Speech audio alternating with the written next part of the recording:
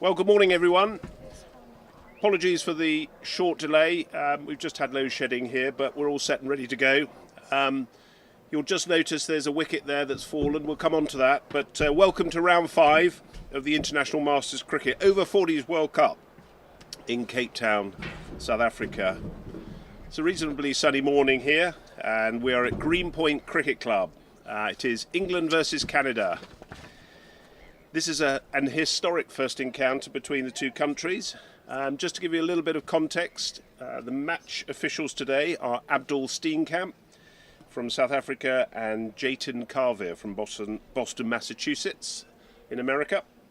And the scorer is Alan Jones from Wembley Cricket Club. Your commentators are myself, Anthony Wood, and I'm delighted to welcome Ravindra Mandalal from Canada, who's joined me.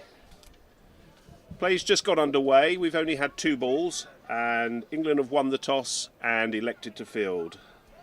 So let's just run through the England team. They're fielding, so George Brooksbank is bowling, Simon Birtwistle, Steve Naylor, Nick Compton, Darren Stevens, Sean Park, Chris Hewison, Justin Bishop, Gary Park, Mohamed Akhtar, Damien Westwood and Sean Rashid.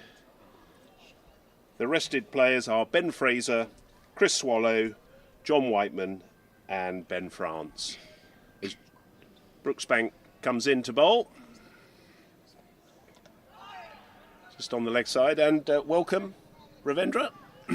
Would you like to just give a synopsis of the Canada team playing today? Yeah, thank you very much, Woody. Delighted to be with you as well for this keen contest between these two teams. Of course, England well ahead in terms of their point standing. Canada, well, they ended up in a must-win situation. Change-up team there for Canada, of course. A massive blow for them. The captain, Vinay Devisetti, suffering from a back injury. But Manpreet Kaur, the captain now for this encounter, got a good team along with him. Kieran Bodas Ranji, Sajid Gill, he has been in good form as well. Kalmajit Palmer really has been the victim. Gone back via that leg before route. Harmandeep Dushan, Godwin Lewis, Alfred, Mohamed Yunus Anwar, Tarun Khanna, Rajesh Patil, Sailesh Patel, Ifton Spence, Amit Anand, and Kanwardeep Sukaija. Quite an impressive combination, Woody started off, but I think they have lost confidence, having lost 2 matches consecutively, and now with a poor start along with losing their captain Devisetti. Yes. Shame about Devisetti. He's scored some runs, hasn't he, for you in this competition? He's absolutely having a phenomenal time in Cape Town. 103 not out to start off, was a match-winning innings to follow with 66, 43, 54. Certainly resonated well. It's been outstanding so far in Cape Town. Yes, that was just a bye there from the England bowling. George Brooksbank has bowled well. He's taken a wicket in his first ball. We're just waiting for our monitor to get connected up so we can give you very accurate scores and partnerships. But welcome. This is the 5th match in the group stage. England lead the tournament in Group A with 8 points, 4 wins out of 4. And we'll give you a little bit of an update on the table standings, because that's really important today in both Group A and Group B as to where each team sits in relation to playing each other in the playoffs and the semi-finals. That just goes outside and well left.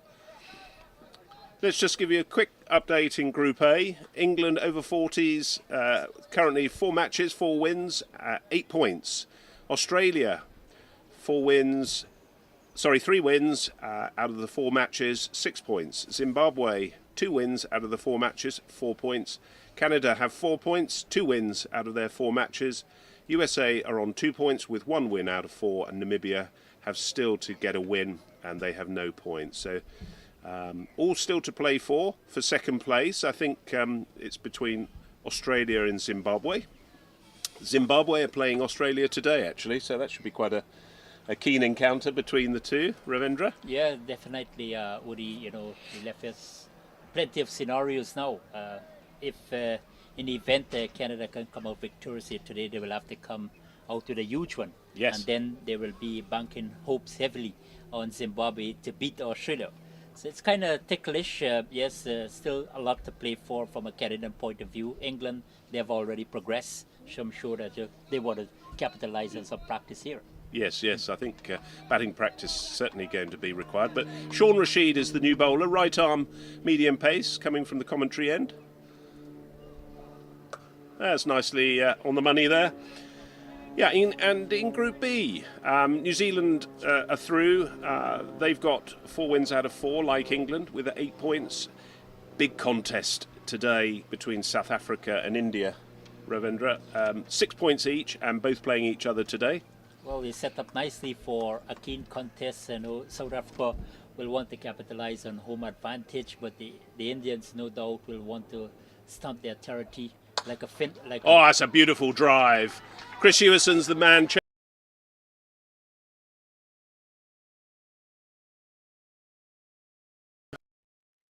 2 runs to Dosanjh.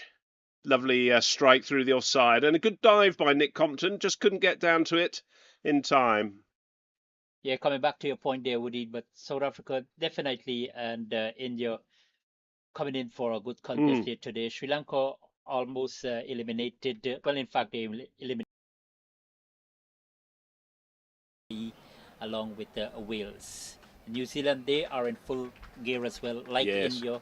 You know, one of the favorites we can safely say now, along with Australia, South Africa, or India, depends on the outcome today. But that's going to be riveting. Yes, I think they look very strong. And so does South Africa as well, the host nation. Just on those other points, Sri Lanka and the UAE both have 2 points. And Wales, our sort of neighbours in the UK, unfortunately they haven't had a win yet, but they've had some good contests. And it won't be long before they start strengthening their over-40s, because they have a very good league system in Wales. So Rashid to continue. Just moved a little bit off the seam there. Not sure there's a lot of pace in the track here. A little bit of bounce more from the other end. That's his 4th ball. So quite a steady start from him, and I'm sure England definitely have a plan here, or a strategy. Woody, winning the toss, invited the opposition to take first strike. Yes, they are on top. Something to play for. They will want to get everything right in order to go into the next round. Yes, that's going to be a wide. Yeah, no, absolutely. England actually won the toss against Australia in the game the day before yesterday, and elected to field. So interesting to see that they feel they want to obviously contain the Canadian batsmen, get a target set for them, and look to go after that. And I wouldn't be surprised if we see some pinch hitting at the start from the England batters. That's Nick Compton, who's the man there at sort of short extra. I think here it looks the grass is reasonably long, but it's a big field, and so England certainly, all the inner ring are about 10 yards in from the 30-yard circle, so they're looking to obviously save the single, put the pressure on the Canadian batsman.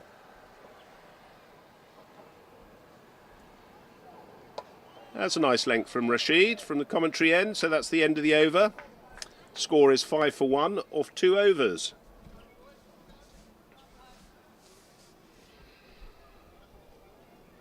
As we were just saying, Ravindra, in terms of the, I was just noting down a few sort of matches of interest today. In Group A, Australia, Zimbabwe, that's at Groot Drakenstein, which is out in the mountains. That's a beautiful ground. I don't know if you've been over there to any of the warm-up games, but it's a wicket that both sides there, I think, could come away with a win. I wouldn't say it's a slam dunk for Australia against Zimbabwe today at all, because they're starting to hit their straps, Zimbabwe.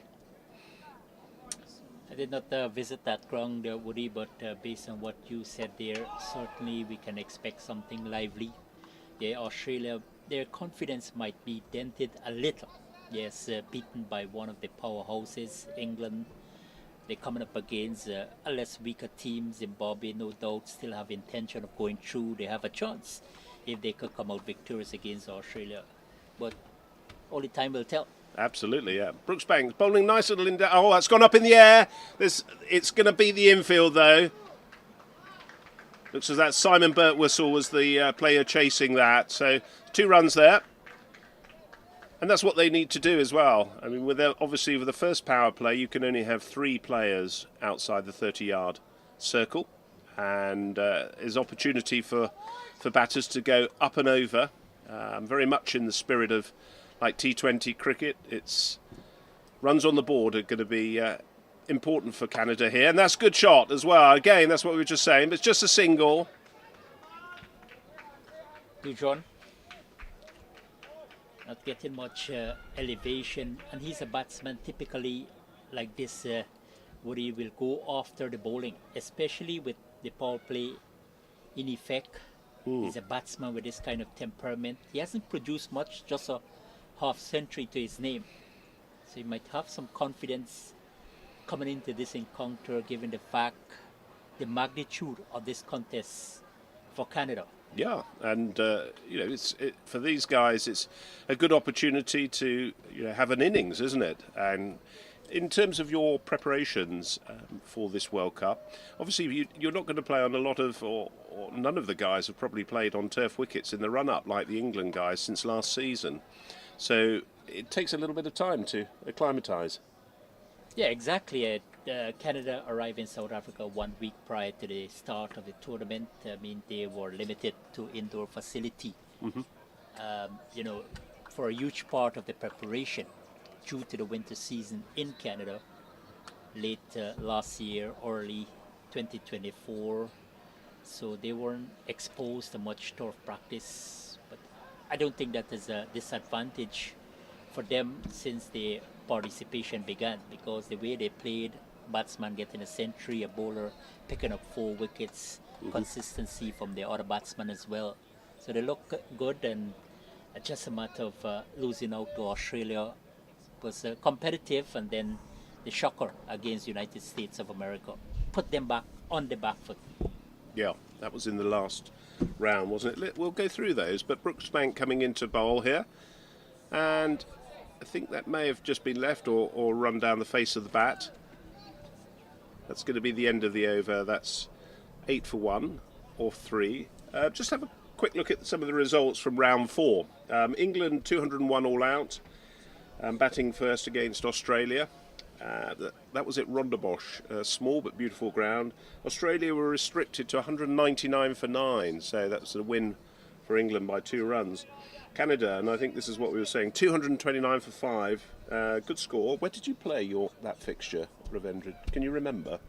The one again, United States of America? Yeah. Yeah, we played at the Western Province Cricket Club. Oh, yes. The Wally Oval. Oh, yes, yes. Beautiful ground, beautiful facility. It was a wonderful day for cricket, and we had some excitement as well. Good, good. Rashid to continue. Oh, just coming back. It's a single there. Yes, 230 for 7. USA chased that down, so a win by 3 wickets. Yeah, that was... the Zishan Mohammed, the opening batsman, I think there was a fabulous innings from him. He had a good start with his partner Ahmed Sood, a partnership of 49. Then even Ethan Spence from Canada came on the attack and picking up 4 quick wickets. They were tottering. Nicely played on the leg side. Simon Birtwistle is the man chasing, and that's good fielding. And it's going to be a run out. So a little indecision there. So England get their second wicket. Birtwistle has thrown to the non-striker's end, and that's Gill, who's the second man out for Canada.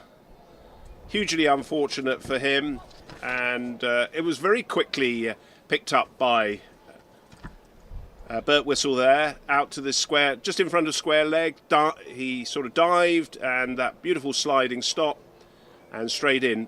Turned very quickly and threw it into the non-striker's end. So England get their second wicket, 9 for 2, or 3.1. Yeah, this is massive for Canada, losing 2 quick wickets in succession. Absolutely disastrous start for them. Sajjad Gill, who has been in good form as well, with 2 half centuries in this tournament. Unfortunately, run out there probably thinking about the second run. No quick response there from his partner Dujon. A little bit of mix-up, a little bit of poor communication, and the result is disastrous for the Canadian. But Anthony, I can tell you that was a big blow for them, because given the fact that their captain Vinay Devisetti, who has been in phenomenal form, is not playing due to injury, and Gill, as I said, with this kind of a typical defiance in the middle, would have been a good man to stay out there, especially against England. Now they are pumped up, picking up 2 quick wickets. So I think that brings Kieran Bodrasangi to the... Is that correct? Yeah. Who's the wicket keeper? Bodas Ranji. Sorry, apologies, I haven't pronounced that correctly. Just wide. Played at that. There's probably worth leaving that one just to get a feel for the wicket. But yeah, no, it's an interesting contest now with two wickets down. What's the strategy going to be from Canada? Well, you probably bat all the way down, I would imagine, don't you? I haven't been following all your scores, but... Strength in the batting, no doubt, with Spence coming in at number 9. That's a lovely shot down off the legs. Just a single, though. Just learning from that previous 2 balls. Brooksbank is the man down at fine leg. He's got a good arm, solid arm, so they need to be watchful of that second run to him. England have really worked on their fielding over the last few months, and their fitness levels. That's something that they've been working hard with. Good that you brought up that point, Woody, that because Canada fielding and catching in this tournament have not been that auspicious. 6 drop catches in the first match against Namibia. It continued against Namibia, 5 catches. That's a beautiful shot on the offside, and that's going to be 4 runs. So great intent there. Just stroke that ball through the offside there. Beautiful shot. Well, he picked it up nicely. Nice placement. Found the gap to perfection. The timing was good. The result was good for Canada as well. But this man can really bat, based on this presentation in previous matches. Woody, Kieran Bodas Ranji timing the ball nicely. But now a great opportunity for him to come to the fore. Well, it just came off the wicket there a little bit higher on the leg side, went up. In terms of club cricket, where are the majority of the players playing from the Canada side then, Ravindra? Well, they do play club cricket. Cricket Canada Master Council now forming tournaments since the post-COVID season. Their organization was formed before the COVID season.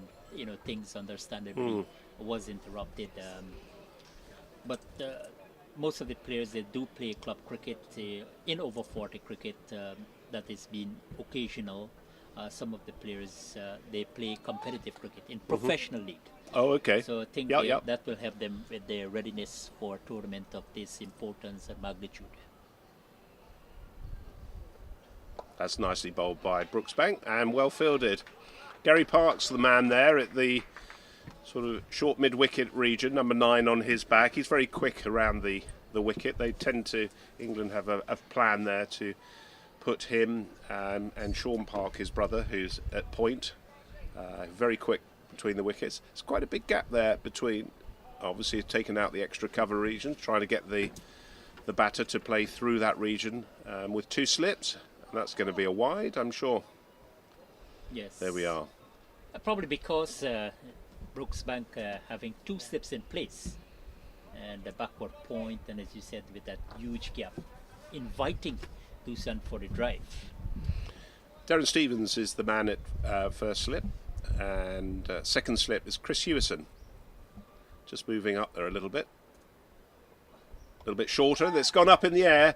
There is a man down there. It's been dropped. So unfortunately, that's been dropped by Sean Rashid, and it looked fairly straightforward. Didn't look comfortable under it, actually. One thing I've noticed, and no disrespect to Sean, but I've certainly seen the Namibian side when we played at Milnerton High School, the pink ball coming out of the blue sky, very, very difficult to see. It's been noticeable, actually, the amount of catches that have gone up in the air and have not been picked up in terms of you sort of judge the distance, don't you, between the foreground where the ball is and getting your feet to it. And that's going to be 4 runs, I suspect. Sean Rashid is he's picked it up nicely inside the boundary, so that's good fielding from Sean Rashid. Yeah, and coming back to your point there, a lot of straightforward catches went a begging too for the Canadians because they were well settled, and then all of the popping out. So that made a good point. Anthony can be sometimes difficult for them. Yeah, he just the blue sky. Yeah, he just didn't get his feet to the pitch to get under the ball. It was always in front of him, his hands. It was going to be difficult.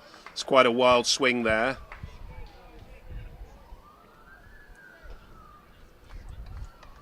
Just coming back to the results from the other games from yesterday in round 4, because we finished on the USA-Canada game. Namibia, 234 for 5. That would have been a good score, but Zimbabwe, 235 for 5. They chased that down. In Group B, as we watch George Brooksbank come in. A little bit fuller there. He's not quite found his length yet, and it's gone down to Rashid at mid-on, just the single. South Africa, 227 for 7, who lost to New Zealand, who actually were 3 wickets down for, I think, about 20 runs. But a great fight back from I think it was the captain, James Marshall, and one of the other batters from New Zealand. They enjoyed a really big stand, and they chased that down, 228 for 7. That's better from Brooksbank. He's found the right line there and length. India, 271 for 7, and they're starting to hit their straps now. They beat Sri Lanka 204 all out. So geographically, a close encounter there, and a win for India. Finally, the UAE, who posted the biggest total yesterday, 305 for 7, and they beat Wales, who also chased very hard. One of the players that I know on the Wales side, Sean Morris, Wales got 281 for 4, and Sean got a good 70 odd. So getting closer and closer, Wales, but unfortunately winless in the tournament so far. Rashid to continue. A little bit short that, on the back foot, just played nicely. It's an easy single there. So I guess a lot will depend on this pair if they could able to restore things for Canada. Yeah. Having lost 2 early wickets, such as Gill. Of course, we would have seen the captain walking out at number 4, and he's in prolific form, Vinay Devisetti. Nicely driven. No run. That's Nick Compton, the man at the short extra there. Steady start here from the Rashid.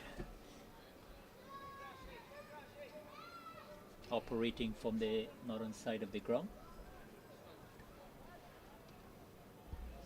And I'm sure, Anthony, this morning when you arrive at the ground, overcast condition. Yes, it didn't look too good, did it? I thought we were going to have a delayed start, but no, the sun's come out, and as is everything in South Africa, the sun comes out, dries everything very quickly. There was great work from the curator or ground staff here to get the game underway. We're all pulling the covers off, and you can see it looks beautiful here at Greenpoint Cricket Club, which is premier cricket club in the... And there's a big shout by Rashid for LBW, and he's been given out. So that's LBW.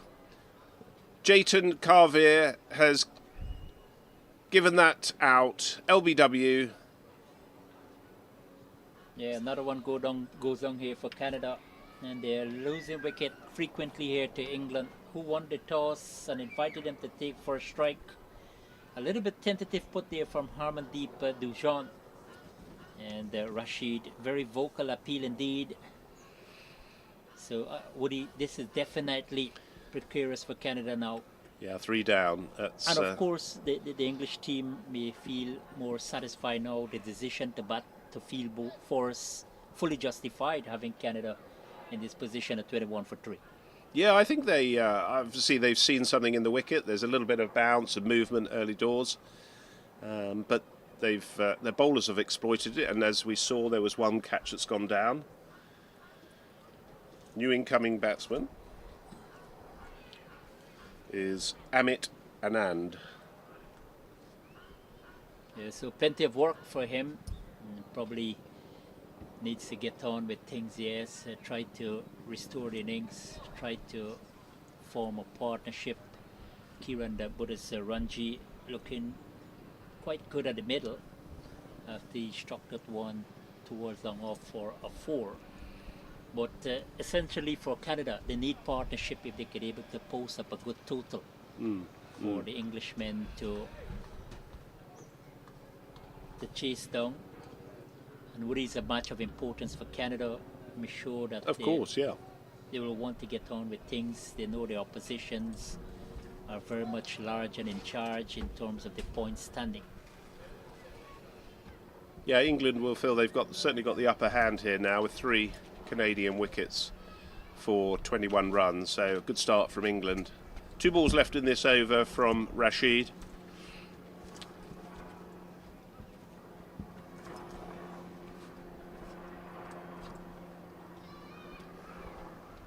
Plenty of sunshine now in comparison to just before the start of proceedings, round number 5 in this International Masters over 40 cricket in Cape Town, South Africa. My good friend Anthony Woody having a wonderful time in this beautiful city.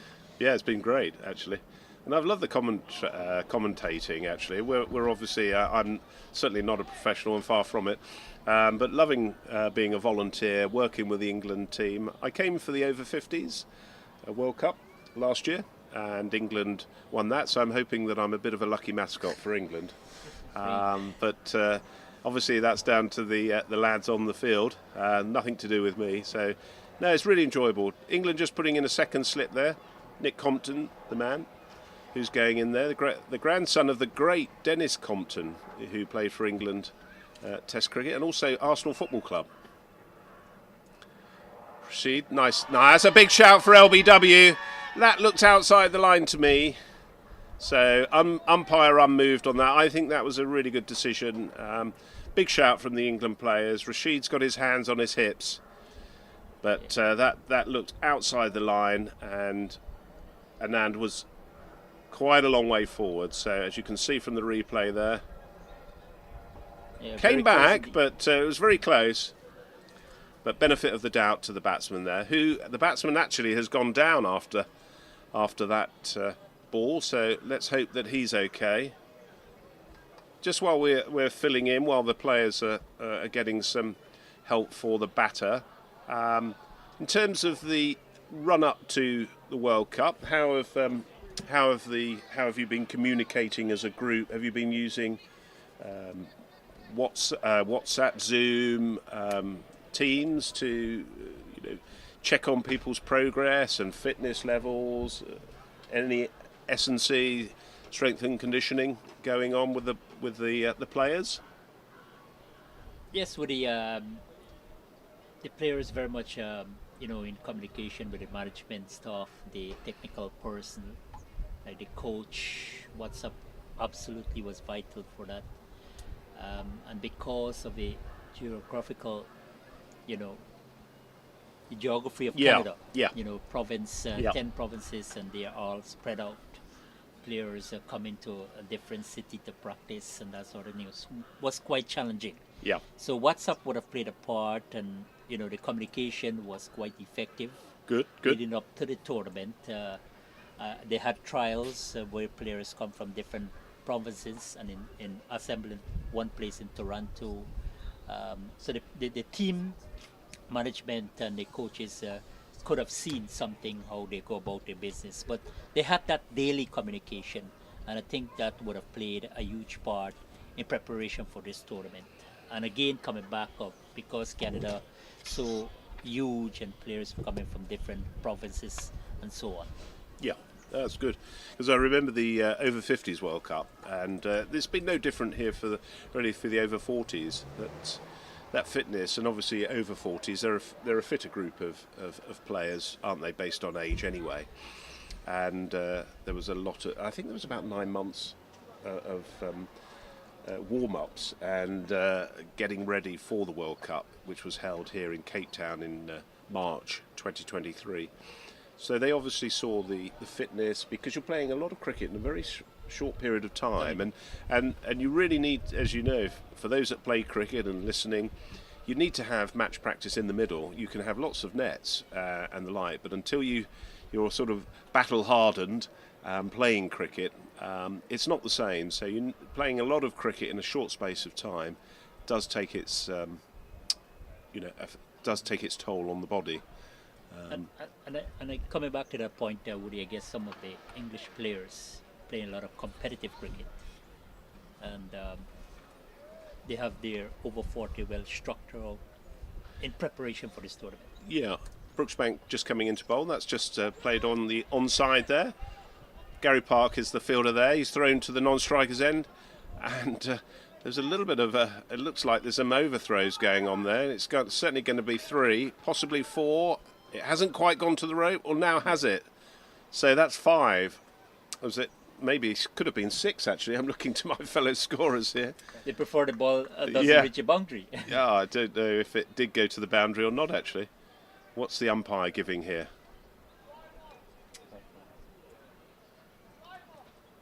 So he's saying a 4.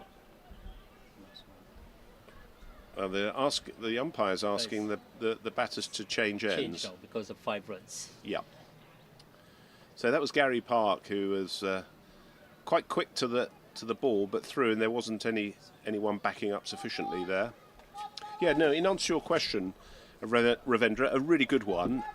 The over-50s in England is much more established than the over-40s. So England over-40s was only formed last year because all the cricketers are playing good club level cricket on a Saturday, and so it's quite difficult to get the players. They also play minor counties, a lot of the players.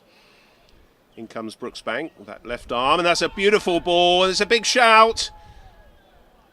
Umpire unmoved. And so it becomes a question of time then, because if they also play for minor counties, that tends to be on a Sunday and midweek, so they have to take holiday. So there isn't the same structure in the over-40s as in the over-50s, which is a model that the Australians also have, because I played cricket in Australia and they have a very good vets competition. That's driven nicely through, off the back foot by Anand. Just a single that will be, I would imagine. Yep, Compton's the man. He's got a good arm there. So just a single there. And on the over-50s, just coming back to your question, the reason why it's so well organised, it's been going for a lot longer. So it's been going about 10 years, I believe, probably more. And it's played midweek. So they have a little bit more time on their hands, the cricketers, and they're not playing Sundays, so can still play league cricket on the Saturdays. Excellent. And not too surprised that the over 40 started to pick up momentum now. Yes, I was interviewing a player, over 50 player, prior to start to the tournament in Canada. Okay. And, we are seeing more over 50 players. Yes. Because, I mean, to make the transition from over 40 to over 50, people started to become more interesting. Yes. Over 40 guys, they are still playing competitive cricket locally.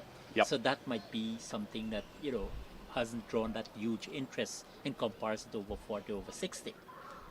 And so now we might start to see more formation of over 40 clubs. I do hope so. Yeah, I do hope so. And even in England as well, there's a lot of cricketers, ex-professionals, who tend to, once they've played their cricket professionally, either go back to clubs or stop. And so this World Cup, nice bowling from Brooksbank there. It's quite full. He's bowling a really good full length. That's the end of the over, 27 for 3. It might be this World Cup, I think, showcases that, and to have people like Darren Stevens and Nick Compton. Darren Stevens has played for England Lions. He's played hundreds of games professional cricket. In fact, took over 500 wickets after the age of 35 playing professional cricket in the county system. Just shows you the calibre and the standard of the cricket. Nick Compton as well, played professional cricket for 20 years, played for England, 16 tests. So if these guys are leading the way, there's absolutely no reason why good club cricketers and ex-professionals shouldn't be looking to represent their country again. And I think it's quite an honour. You know, I don't know how it's received from your players, Ravendra, but I think it's a massive honour to be involved in England over-40s. Well, our coach, Surendra Siraj, represented Canada at the highest level. And then, you know, it was looking through all the teams, and you see like players like Gavin Rennie represented Zimbabwe, Douglas Marilla. Now you have got Nick Compton, you have got Andrew Nell in the setup. Even one time I was in England, and I think Andrew Nell name popped up. Yes. They said he's part of it. And even the person said that they were happy to see players of these caliber coming out and representing it's the brilliant. tournament. Brilliant. And this is a massive showcase, as you said, Woody. The IMC, you know, must be credited to having 12 nations participating in this tournament in 2024 in Cape Town, South Africa. And I hope that this can be the beginning of big things to come when it comes to the veterans cricket. It was a good bounce there, no runs. Just the previous ball, a little bit loose from Rashid there, went down the leg side. I think that was 4 wide, so I'm not sure. I'm just going to check with my fellow scorers, but it was, yeah, that was certainly wide and didn't give Damien Westwood, who's the England keeper, any chance there. So certainly the ball nipping around. Sean does bowl a nice line, just needs to get hold of that line. That's a nice line of length. Batsman coming forward, just a single down to short third man. Justin Bishop is the man down there you saw on screen. 33 for 3 or 7.2. Sorry, 4 for 3. I'll get the words out of 7.2. Falling too quickly.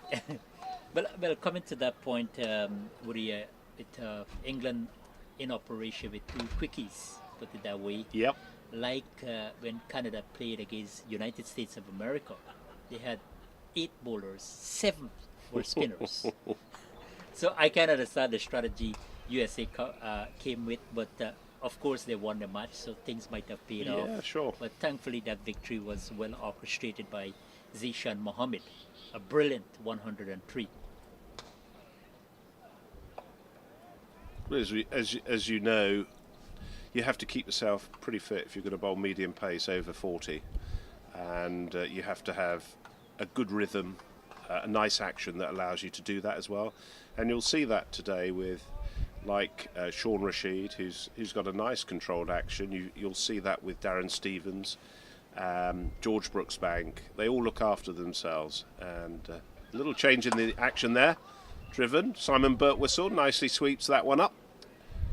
They won't want to take too many runs off his arm after that first run out, so he'll be buoyed up. And good to see that Simon's back on the field of play. He plays his cricket at South Northumberland Cricket Club. Not been very well at the early part of this tour, but he's now back to full fitness. That's nicely played off the back foot. Steady with his line and length. That's Bodrasangi, isn't it? At the other end, at the striker's end. 8 gone, 34 for 3. England winning the toss and opted to bowl. Decision very much in their favour. Having the Canadians struggling here now, 34 for 3 in the continuation of the International Masters Cricket Over 40 World Cup. Round number 5. We're going to have a break tomorrow. We'll come back for the semi-finals, the playoff segment. And that could be very much interesting as well. I know some of the teams, because they haven't reached the semis, might not play that passionately, but teams like Australia, South Africa, England, they're all playing enthusiastic cricket continuously. This is round 5, Canada up against England. Of course, 3 matches being played. Nicely driven. Justin Bishop's the man chasing there. Should be 2 runs easy. Oh, this is a little fumble in the outfield there. So 2 more to the total.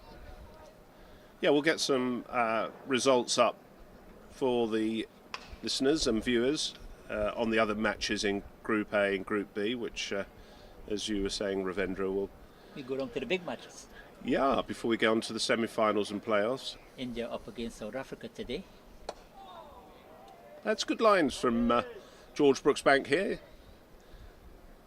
It's a beautiful ground here. We're surrounded by, there's some apartments that are sea-facing, and then a lot of rugby pitches, other sports being played, which is nice. So it's multi-use.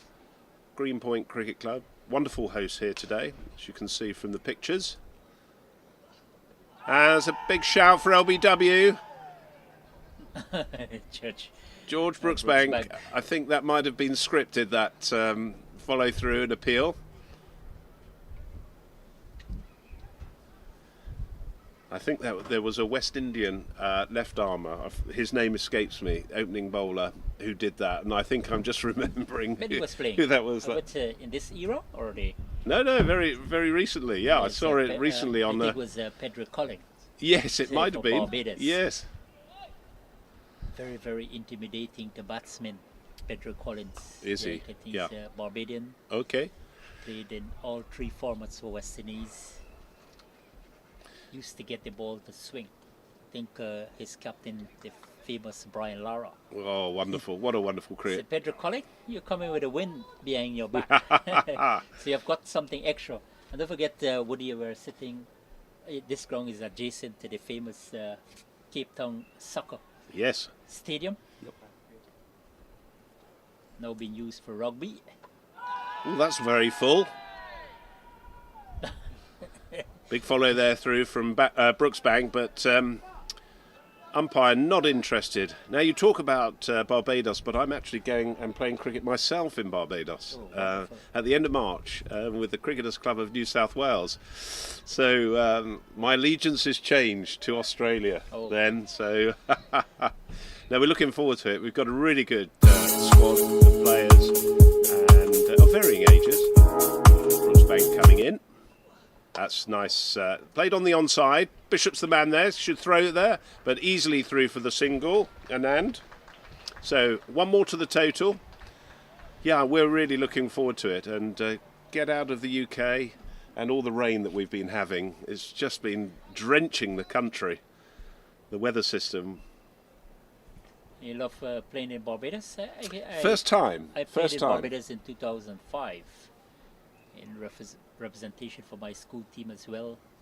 Had a good time there, up in the cave. That's a lovely shot on the offside. May not go. Well, no, that's going to run away. Grass is very short out there. So that's a nice reply from Bodasrangi. Takes the score on to 41 for 3. 41 for 3. Over number 9. We're short outside the line of the off stump. Plenty of time, plenty of room. Making good connection. I think that was important there for Kiran Bodasrangi. And earlier I was telling you, Woody, that he's in good form. A lot will depend on him. Now we decided to take up the responsibility, especially with Canada missing the services of their captain, the inform, Vinny Davisetti. So a batsman of his quality can come to the fore. A lot is expected from him. Yes, I agree. And yeah, he looks a nice batter and leaps onto anything short. England still just inside the 30, so they're that's going to be 4 runs as well. So stroked nicely down the ground. Just beat the fielder there. Good reply. Good reply there, wasn't it? 45 now, and score's starting to mount. Nice little bit of chat from the Indian player, which is lovely to see. Yeah, the support has been wonderful. They continue. I mean, the trip to Cape Town for many, especially the Canadians, making their first appearance on this soil. That's gone over the infield as well on the onside. That's going to run away as well for 4. So runs coming at a pace here. And there's plenty of opportunity for the Canadian batters to do that as well, because the field's in, you can only have 3 out, and they've got no one on the leg side who's deep. So it may see a change in field placing here. Yeah, I thought they might We've got Sean Park, who is the man who's going out to sort of deep mid-wicket, and Nick Compton's come out of slip into the mid-wicket region. A little more protection there, because Anand started to open up there. Yeah, approaching the 50. That's lovely shot there. Just a Burt whistle at the short extra. Well, there is no reason why not to, is there? There's for every reason to go through the shot and be positive. You know, we have in England Bazball. Maybe we'll have the equivalent in the Canadian Over-40s side. And that's well bowled. A slower ball from Rashid there. That's good thinking from Rashid.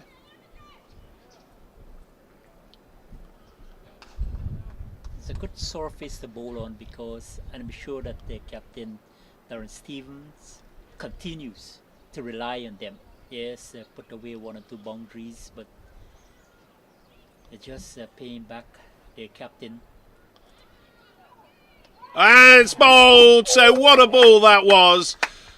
Wow, that came back off a length, and there was nothing the batter could do there. That's Anand who's gone, bowled by Rashid, and that was a really good response from Rashid.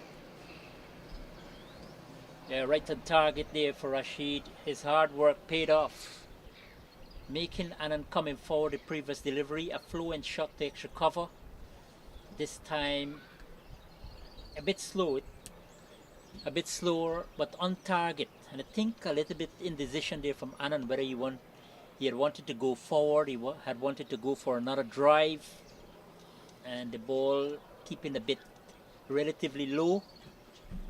Well, but success here again for Rashid. More success for England. 49 for 4 in Canada. Continue to struggle in round number 5. And Woody, you have got some update? South Africa versus India. Final. Sorry. That's going to be a cracker today here in Cape Town, South Africa. I was just looking, Ravindra, you're quite right, but I can't seem to get the signal actually. So yeah, okay, we just run out apologies. But I think that sort of indicates as well the reason to bowl with 4 wickets down already, and that's doing a bit.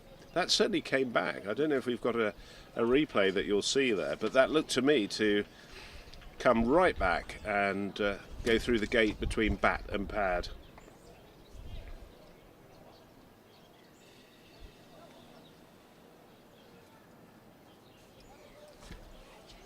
Rajesh Vital comes very early to the crease. He's a batsman capable of making an impression.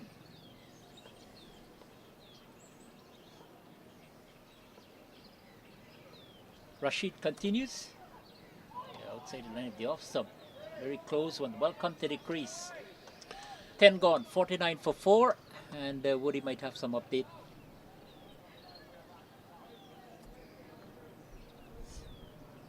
And here's on the screen now, Rashid coming in. See that just nip back beautifully. In this belief, Anand, at showing a great amount of technique there. Not well bowled there from Sean. Yeah, Rashid, he has been splendid so far. Those are his stats. 2 for 26 so far. So off his 5 overs. So really good start from Rashid. An economy rate of 5.38, and Brooksbank is currently 1 for 22. So both of these opening bowlers have got wickets. And the new bowler looks as though we're going to have Justin Bishop, whose left arm over with number 7 on his back.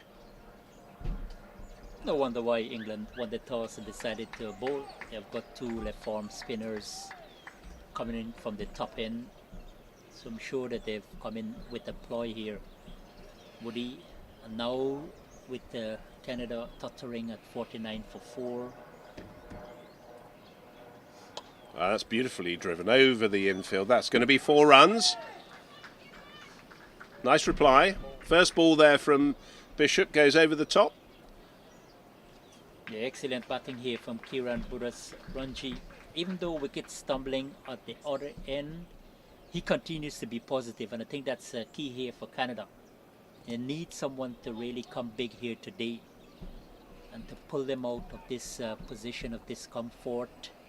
And he looks the key cog in this batting here. Oh, good comeback here from Bishop. A little bit more grunt in the delivery there from Bishop. Heard it from the commentary end, and certainly Bodhisarangi is keen to get on with it. He's not hanging around or leaving things. And why not? I mean, there's plenty of openings there on the offside. England have only got the point at Gary Park. And there he is. He's gone over again, you see. So there's lots of runs down there. If he keeps that positive mindset, should be 2. Mo Akhtar's the fielder there, down, picking up and throwing in. So it's got Stevens as skipper thinking about where his field's going. And rightly, he's putting another player out there and just moving the ring of fielders around.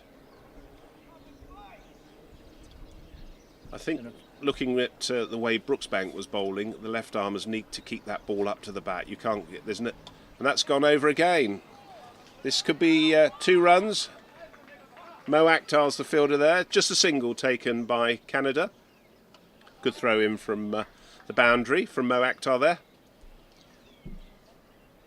Good cricket all round now by these 2 teams, Canada and England, round number 5. So Kiran Bodhisarangi, as Woody said, that he's been very positive since his appearance at the crease. What happening in India?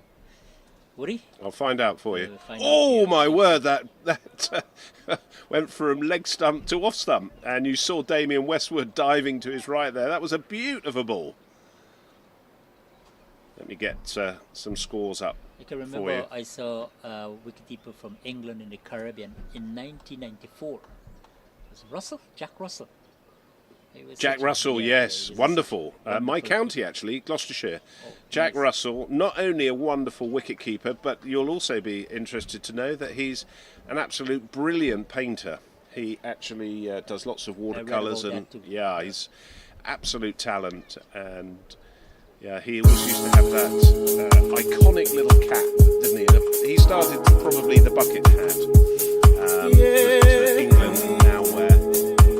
Looks like it's going to be Rashid to continue.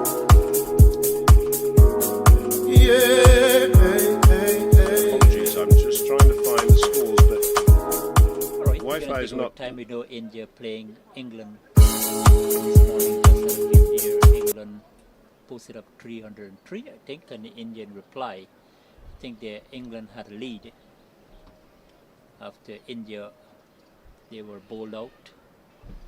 56 for 4, 11 completed. England winning the toss here in Cape Town, South Africa, in over 40 cricket.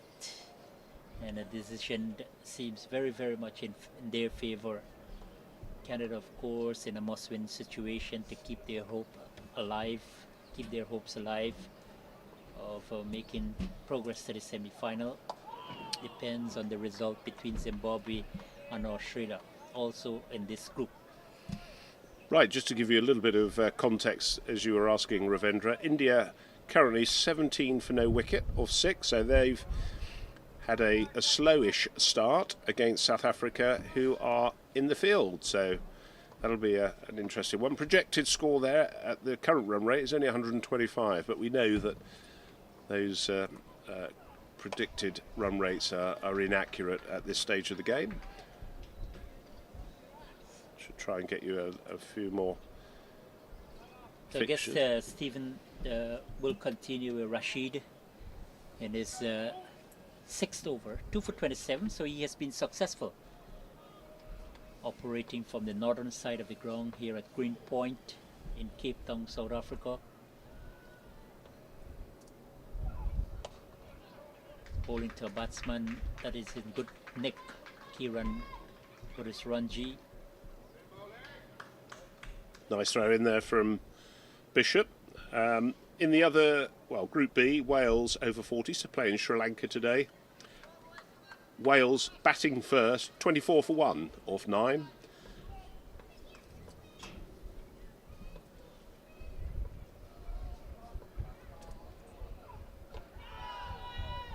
baton pad there might have come into play.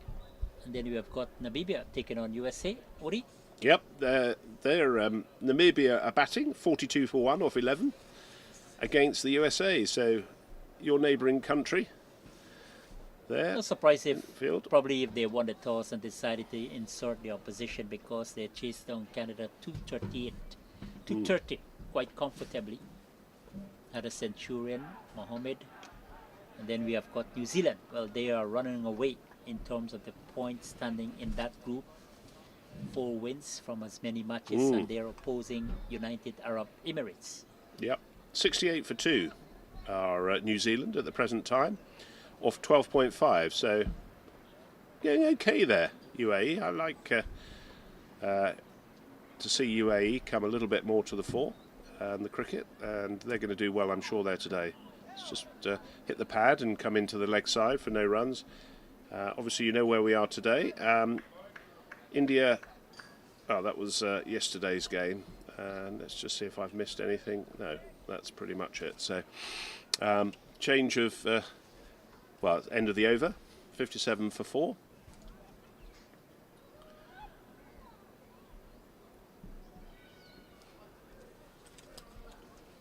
So good morning to you, wherever you are picking up the broadcast. Wonderful day for cricket again here in Cape Town, South Africa. The action continues with round number 5, the 5th and final one in the preliminary round.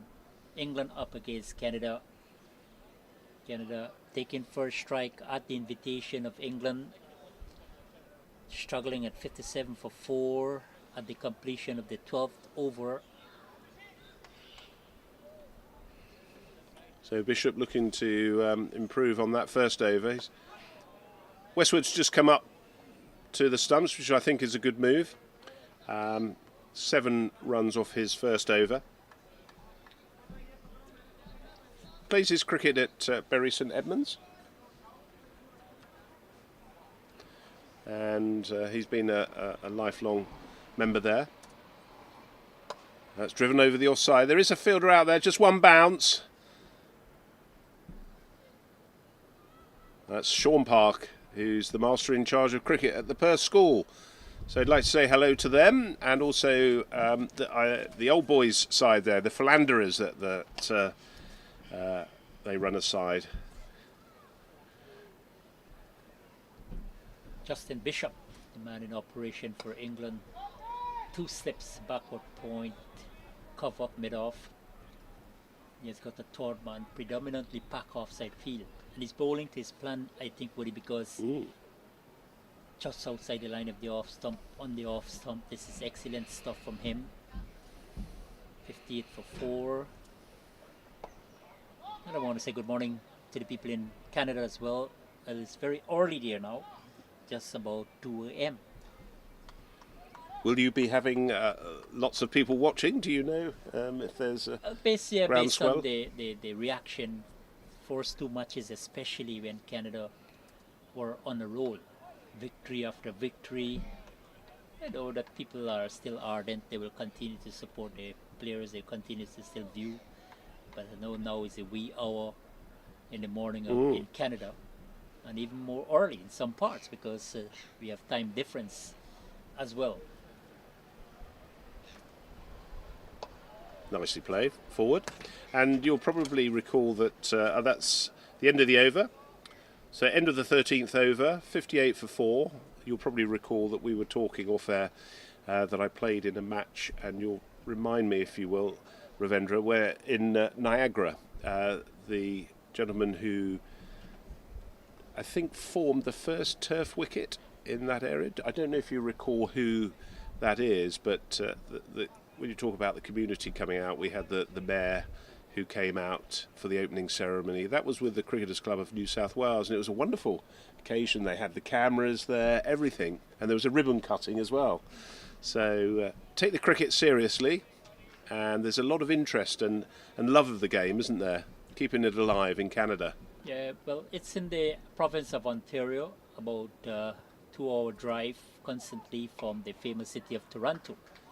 You know, we have that iconic Niagara waterfalls. Yes.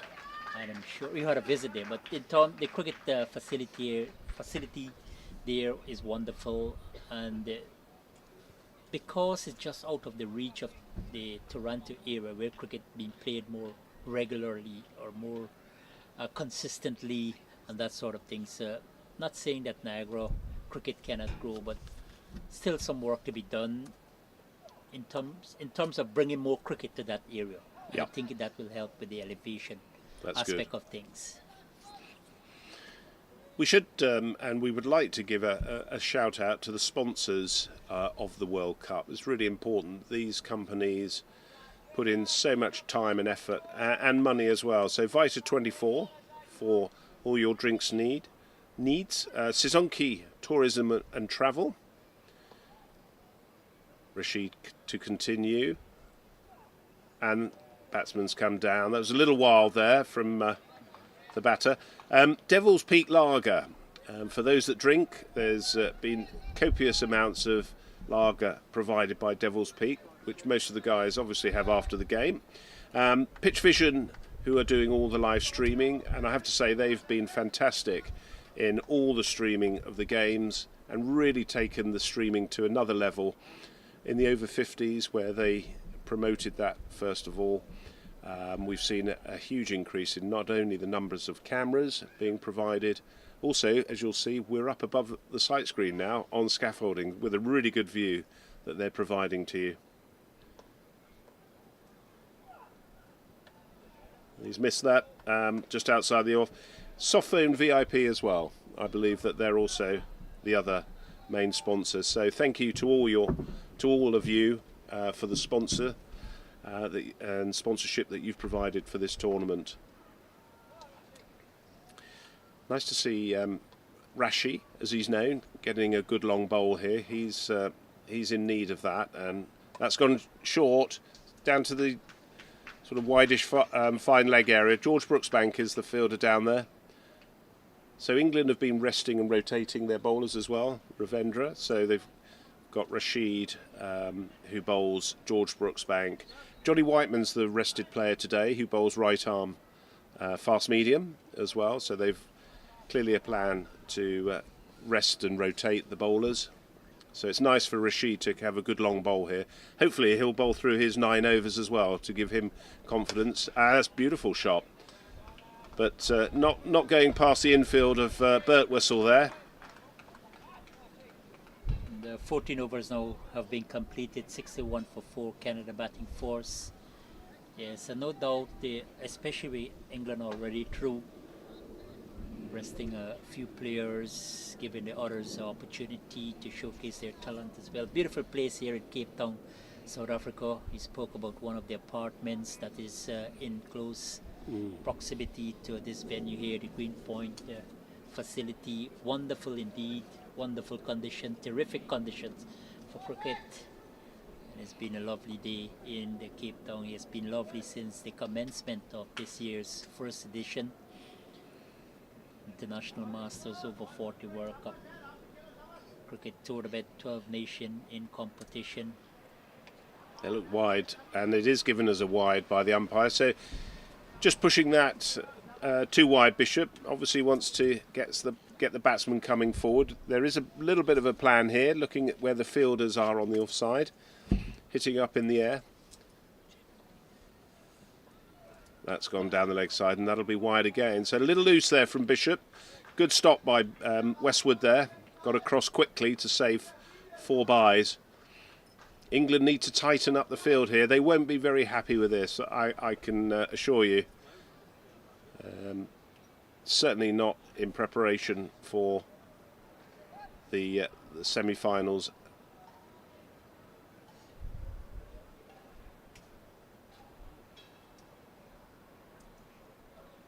That's better, and that's a nice line and length there from Bishop. So most likely Woody, England, because they will end at number 1 unless Australia can really dominate proceedings today against Zimbabwe. They will either play South Africa or India. Yes, I think depending on the outcome of that match. Yes, that's right. Yes. I mean, providing England obviously stay top of their group, if they were to lose today, I think it's net run rate, isn't it, that is the deciding factor. And if Australia win as well, then they'd be level on points. But I think England's net run rate would still be sufficient. Yeah, so they could play. I think it's India or South Africa. That promised to be a keen contest as well. Yeah. It's a little bit wide there for Bishop, just struggling a little bit with his line here. Nicely taken by Westwood. He's doing a fantastic job. Last two deliveries, right up to the stump. Probably thinking the batsman might want to advance down the track. But Bishop and him look like they have a good plan. Yeah, outside the line of the off stump. And again, still in over number 15. The players will head off to some refreshment at the completion of this over 15. 64 for 4, and I think they might be, of course, they might be the most pleasing team. England, winning the toss, decided to take first strike. Line and length, 15 gone, 64 for 4, round number 5 here at the Green Point ground in Cape Town, South Africa. Woody, our final toss before we take a break as well.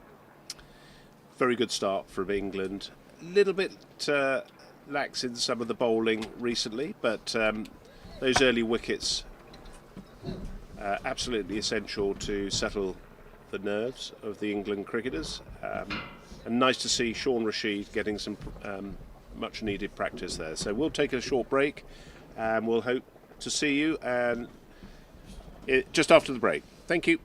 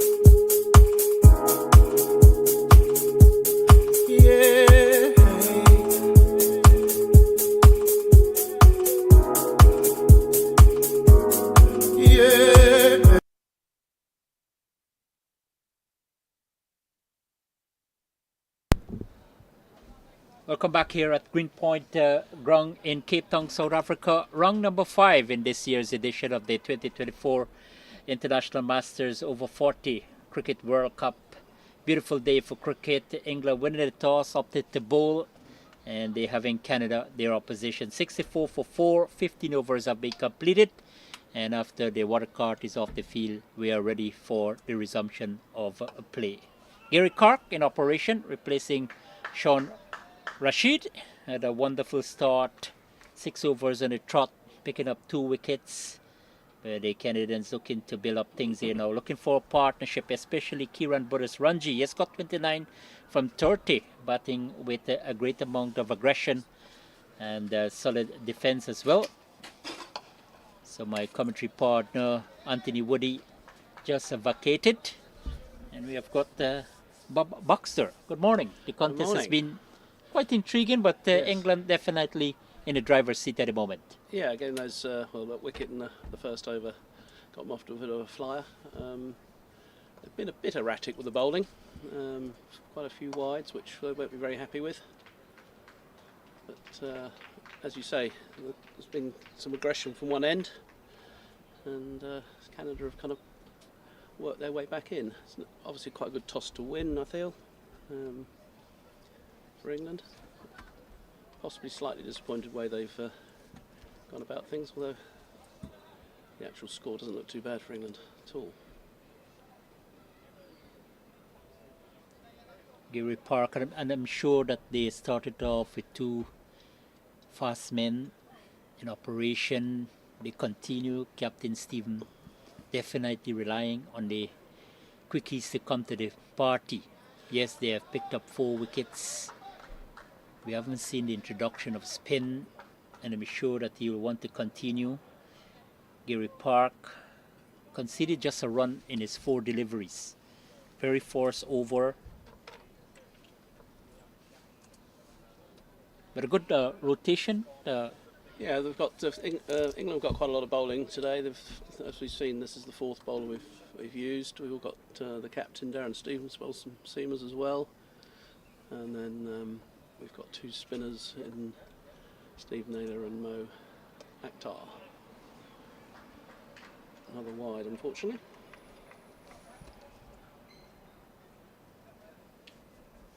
Still in over number 16, 65 for 4. Canada taking first strike at the invitation of England. They are in a must-win situation to keep their hopes alive. Struck on the pad, slowing up things here. Ended over number 16.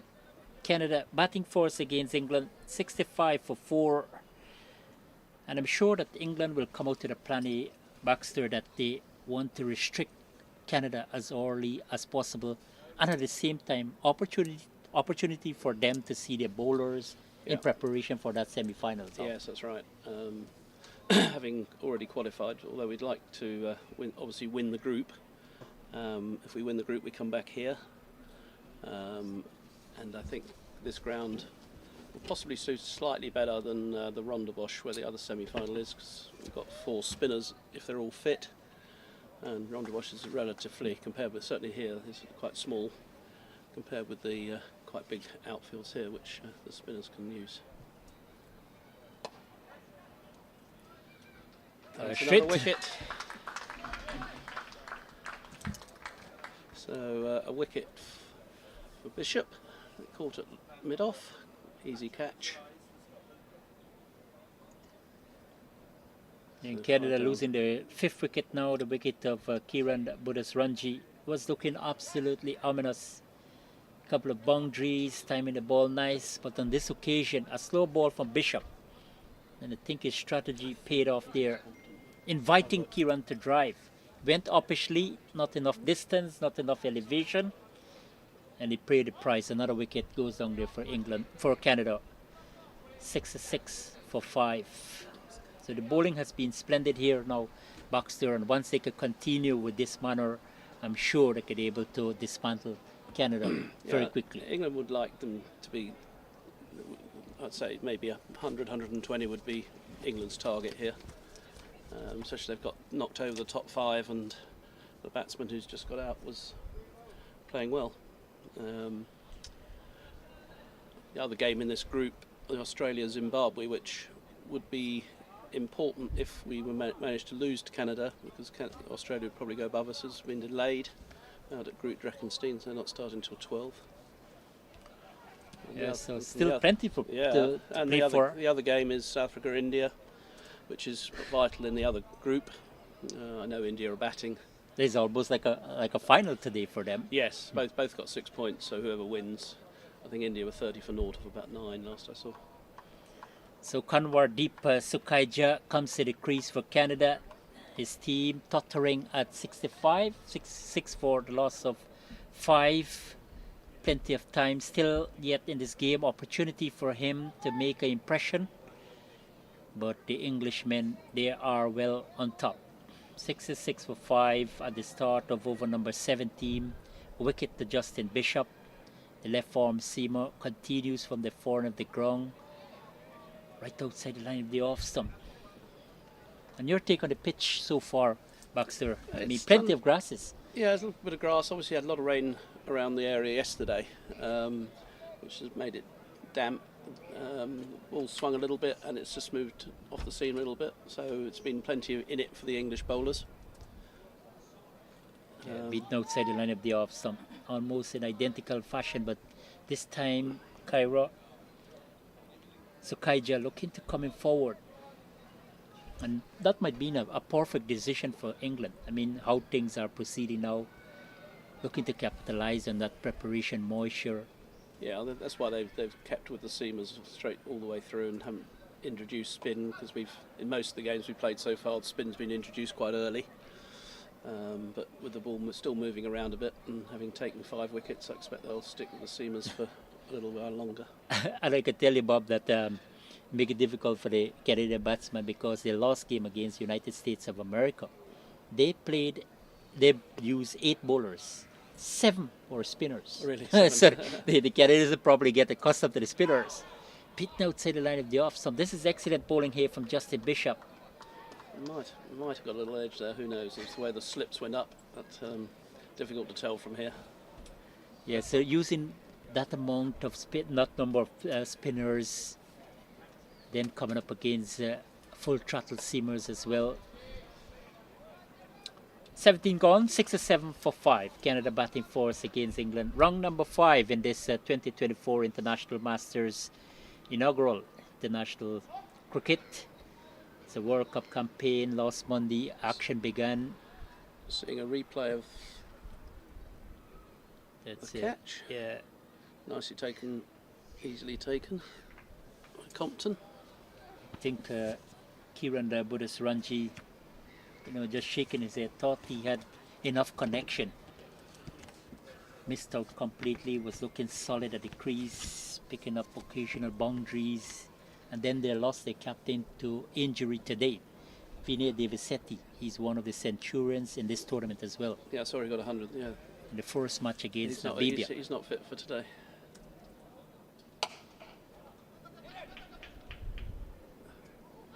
Oops. Quick signal to mid-off. So they will, of course, have to change up their strategy here if they can get up to a total that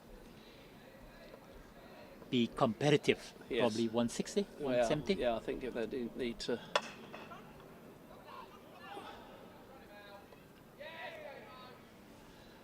Chance to run out. We'll have to wait and see. I don't think that's. I think he's looked fairly comfortably in. I think. The appeal. Not sure that it was their greatest single, but they got away with it. A little bit of hesitation because Rajesh Vitil played a stroke out toward that man cover. Nick Compton comes into play, fires back the return. Wasn't all that accurate. It's quite challenging. They were 69 for 5. So Canada definitely need a partnership here, Boxer, if they can really put up a good total. England, they are dominating proceedings so far. What we think should be the approach by these batsmen? Well, they've got a lot of overs left still. Exactly. There's still 28 overs left, and I've lost half their side. So there's they shouldn't be playing too many shots, especially with the ball just still moving around a little bit.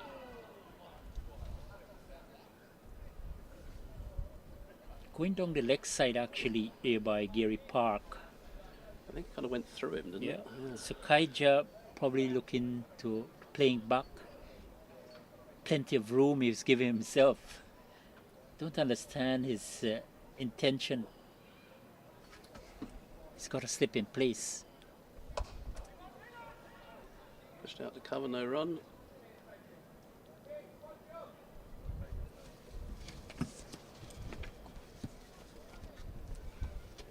Plenty of sunshine here at Greenpoint Cricket Club in Cape Town, South Africa. Final match of the preliminary stage. Final delivery there by Gary Park to end over number 18, 69 for 5. And England, they are on top of the points table. 8 from 4 matches, 4 victories. And Bob, you can safely say that things are well executed here by the Englishmen. Yeah, we had a fantastic game against Australia in the last round. Flowed both ways, and Australia just failed to make our target of 201 by 2 runs. Great game of cricket. I mean, England won the game, but you think that England could have gotten a better score, or should have just bowl well? Australia bowled very well at the start. It's out as well, I think, caught behind. Yeah, reward there for Justin the Bishop outside the line of the off stump. Vittel looking for expansive cover drive, and the edge was found. Wicketkeeper Westwood did the rest, but another excellent piece of bowling here from Bishop. Yeah, just a little bit wide, went for the big drive, and nicked it, caught behind. In going back to the Australia game, we were in a lot of trouble early on. 22 for 3, and then 50 odd for 5. So we did very well to get to 201, which gave us something to bowl at, and it flowed 120 odd for 4 at one stage, then 140 odd for 7. Looked like we were going to win, and then they put a good partnership on, so it ebbed and flowed, but we scraped over the line by 2 runs. Oh, close. It was very much a nail-biting contest. Yeah. Exciting. Good morning to you. We are approaching the midday here in Cape Town, South Africa. Justin Bishop, success for him, success for Canada, for England, outside the line of the off stump. Vittel looking for that big drive. Excellent piece of work there by the keeper. Another wicket goes down there for Canada. So they are in further trouble. Started off poorly, but the Englishmen, they are on top, leading the points table. And at the moment, in the context of things, they are very much ruling game here. So, Bubba, I'm sure that the preparation for this tournament of great magnitude, is a World Cup campaign, the force over 40. What about the preparation? Well, it obviously not ideal, because obviously it's winter back in England, so there's been no cricket for these guys since September. So they've obviously met up at indoor facilities, doing some training, done some indoor nets, but obviously no outdoor nets. So they've adapted pretty well, considering there's been no cricket for these boys since last September. Unlike the Canadians too, I think they were forced to practice a lot indoor, due to the winter season. They arrived in Cape Town 1 week prior to the start of the tournament, had 2 warm-up matches.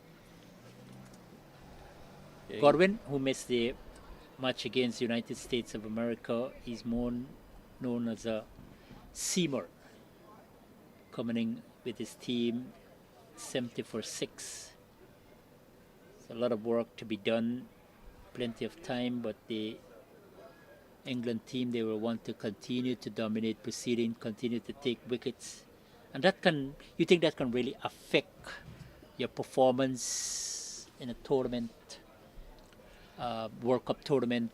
Yes, you want to really get up there, you want to maximize on your preparation, getting as much turf practice too. Yeah, definitely. We've got 1 or 2 carrying a few minor, not major knocks, but minor injuries. So 3 of those guys have been left out today. Hopefully they'll be fit for selection on Tuesday for whoever we end up playing. Of course, the players will have a day off on Monday. Yeah, edge again. Luckily there for Godwin, out towards third man. Just flew past the man at second slip. So more encouragement here for Justin Bishop, because he's targeting that half stump going away. Yeah. Very, very impressive, very, very consistent.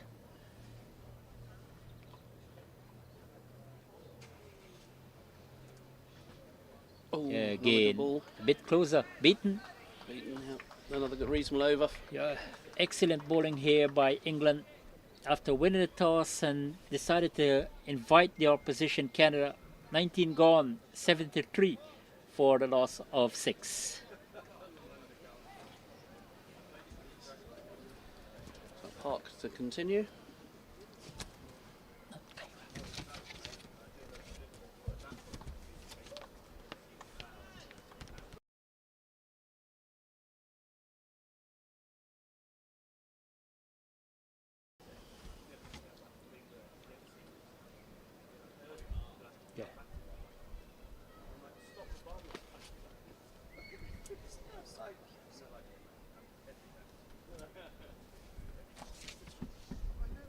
Gary Park to continue.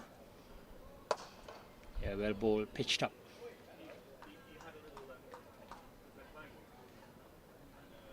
What about the spinners, Baxter? We can see that. We got 2 spinners not been picked today because of slight niggles. The captain of the tour party is Chris Swallow, who missed this last game and this one. And Ben Fraser, who's had a very good tournament. He's also got a side strain. So they've both been rested today, so that they can hopefully be fit for selection, as I said, on Tuesday. 2 spinners we've got today will probably be Mo Akhtar and Steve Naylor.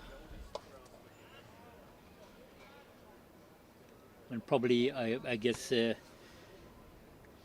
coach Luca Humphrey. Yeah. Here, and assistant coach Andrew Nell. Well, he's very much familiar with things here because he's a South African. Indeed, yes. He's assistant coach, the former South Africa fast bowler, Andrew Nell. Had a good look at the pitch this morning. Say, okay, we're going to utilize this truck with our bunch of seamers, and so far they've done a remarkable job, picking up 6 wickets. Started off with Sean Rashid and George Brooksbank. Good job, a phenomenal job. Canada continue to struggle, continue to find runs to put on the board. Fantastic condition for cricket. Round number 5 in this International Masters Over-40 World Cup. And we currently have the Over-60 World Cup in Chennai, yeah. India. Baxter, any thoughts on that, Over-60 cricket? It's become very popular in England. I mean, look, there's 32. I think it's 32 counties play in the 60s and the 70s. The 70s competition, which there's going to be there's not too many international sides playing 70s cricket, but I think there's a World Cup going to be in England this year for the over 70s. I think over 6, 70s, right? Yeah, so it's going to be six competing nations. The last heard. Mm-hmm. That's being organised at this very moment. The 60s is very popular. We've taken a reasonably good side, I believe, to Chennai, and we've won all our games in England out there so far. Yeah, congratulations to England. One of our sponsors for this year tournament, Fighter 24, Vitamin Boost drink. I guess my partner here, Paul Baxter, you're taking the Heineken beer. Yes. Or you have a drink of Vita 24. Very nice indeed. Wonderful time in Cape Town so far? Absolutely. I've been quite a few times, but I always love coming here. I was down at Camps Bay yesterday for some lunch with one of our tour party whose birthday it was. So Peter Ryder. Belated birthday. Peter Ryder's birthday yesterday, so we went and 3 of us went and had lunch with your last commentator Woody. The 3 of us went down there. It was nice until it started raining.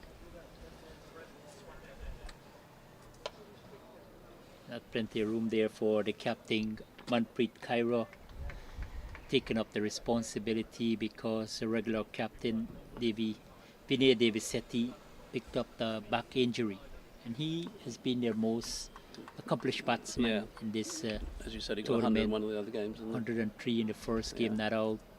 66, 43, 54. So he's been prolific with the bat. So his service today will hugely missed. Definitely.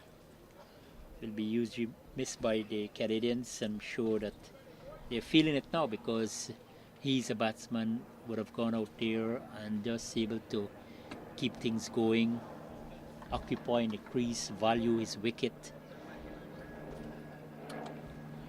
75 for 6. Sorely missed by Canada. It's a nice shot though. Godwin there. There's a top over extra cover. Enough speed to reach the boundary. Yes, it does so now. A rare run for Canada. Godwin, Alfred Lewis just coming forward. Importantly, just clear the man at extra cover and into the boundary for 4. Welcome boundary for Canada. Yeah, very much welcome one for them. We'll need many of those. Let's need a few more, certainly. A good comeback there from Justin Bishop. Still targeting that half stump, outside the half stump. Yes, he has got 2 men in place there. Yes, it's a wicket that you want to keep the slips in as long as you can. It's nibbling around a bit still. They haven't come into play as yet. But, it's always a threat. It's the end of another over from Bishop. I think it's his 5th. Yeah, 21 overs have been completed, and Canada batting first against England. 79 for 6. Kaira, the captain, still there. Alfred, he has been a little more positive since his arrival at the crease. So partnership is definitely needed here from Canada if they could able to push on things to get a big scores against the rampant England, leading the points table by the completion of the 4th round, followed by Australia, Zimbabwe. Another good match there up today. Yes, Zimbabwe and Australia. Just saying that they're playing down at Groot Drakenstein, but unfortunately the wet weather has made it a late start, so they're just about to start at 12 o'clock, I'm told. Zimbabwe, Australia. Well, from a Canadian point of view, they will have to beat England really bad. Yes. And then hope that Zimbabwe can straight to the man at extra cover. Manpreet Kaira, the wickets Caught by Compton continue again. to fall. Straight to Compton, didn't have to move. And excellent fielder. Wasn't going to drop that. The Compton, yes, and Manpreet Kaira. Another one goes down here for Canada. So they are reeling now. 68 for the loss of 8. This certainly is a no-show from Canada when it comes to the batting aspect of things here today at the Green Point Cricket Ground in Cape Town, South Africa. So the pace... It hasn't been easy for Canada, to be fair to them, and it has moved around a bit, but they've probably helped their own downfall a little bit. Was 1 or 2 poor shots and a run out, which obviously didn't help. But they're definitely moving around a little bit, and yeah, well, still plenty of work to be done if they can get up a good total here for England. Round number 5 in the International Masters Cricket Over-40 World Cup here in Cape Town, South Africa. The action began last Monday. Things will conclude Friday, also in Cape Town. But Canada in this Group A fixture against England, 79 for 7 in over number 22. So I think, Baxter, the plan needs to be a little more effective. Yes, England, they're bowling really good. They're picking up wickets at regular intervals. The feeling has been, remarkable, catching superb. But Canada will have to find something that more defiant if they can able to post up a good total. At least try to occupy the crease. Yeah, another 10, 12 overs. As I said earlier on, a few overs ago, there's still not even halfway through the contest yet. or the innings, I should say. Shailesh Patel comes to the crease. As you say. New batsman, 22 gone? No, it's another one there. 3 deliveries completed here by Gary Park, and he into the wicket column as well. Over number 4 for him, conceded only 5 runs. Right on target. This is brilliant bowling here by the Englishmen, living up the expectation. 4 victories on their trot from as many matches. Already booked a place in the semi-final. So they're very, very much confident. Yes, they've played pretty good cricket. I think the only thing today maybe they'll be just a little bit disappointed with how many wides they've bowled. A few too many wides, and mustn't be giving extra balls to. Maybe won't make so much difference today, but if we bowl like this in a semi-final, it could be very costly.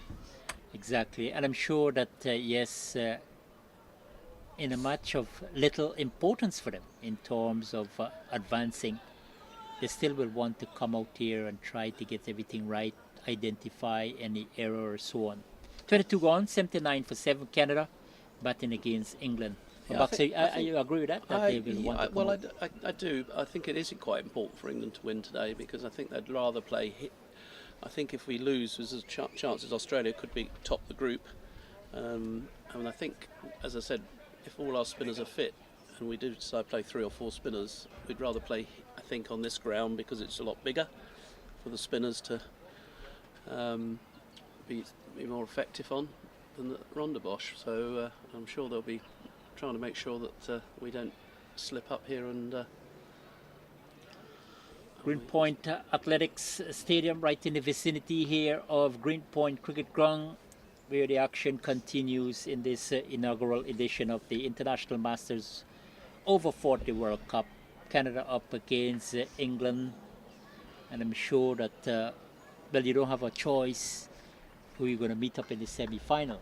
no, New Zealand. It's going to be the winners of South Africa and India, I think. Yeah, so, as I said, playing today. So we've got to change of bowling here. We've got Brooksbank, who opened the bowling from the far end, coming back.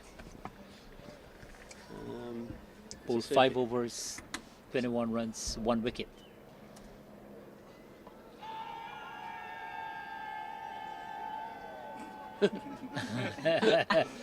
Very, very vocal indeed there from George Brooksbank. Right on target there. Alfred looking to probably squeeze it out towards short mid wicket. I think it's just going down leg there, or just outside the line of the leg stump. But Brooksbank thought he had it. 79 for 7 over number 23 just started him. He has been reintroduced. So long a spell, Stephen, the captain of England, giving him. Yes, I think he will. Take another one. George didn't play in the last game, so he'll want to hit over mid wicket. That's going to go for 4. Yes, it does so Full now. toss, leg stump over the mid wicket fielder, and for 4. Yes, he'll want to give George a fair old bowl his 9 overs, I think. Especially with the ball still seaming around a little bit.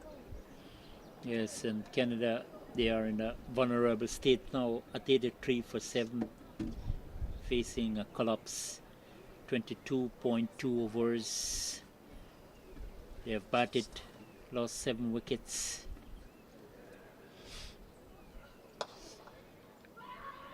Coming down the track, immediately took off for the single there, Alfred. A little bit responsive from the new batter, Shailesh Patel, but eventually they got it. I think running in this tournament, Baxter, hasn't been that impressive. Few run-outs. At the same time, 1 or 2 players did communicated well. I think England have actually run very well between the wickets as a generalisation over the 4 games. Great.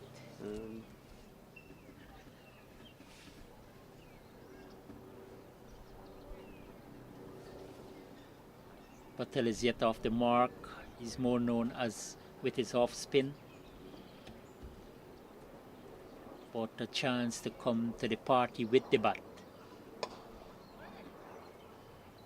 Against this confident bowling unit, the English team, when the toss, decided to bowl. Justification for that decision by Captain Darren Stevens. So regular captain Chris Swallow, yes, having an injury. He's he's missed today and the last game against Australia with a side strain. Having quite a lot of work done on it. We'll have to see if he's available for selection on Tuesday. Obviously, if he's not fully fit, he'll leave himself out again. But Yeah, fitness is important. yeah, especially he's got a side strain and obviously he's a Probably bowler, resting so- for the semi-final. And Well, if I- England depends can if- go through, we say, Yeah. well, okay, we need you for that championship encounter next Friday.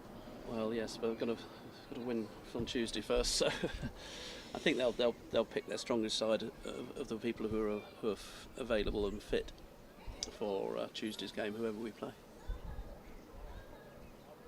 23 gone, 85 for 7. Canada batting force against England. Round 5 in this 2024 inaugural International Master Cricket Over 40 World Cup.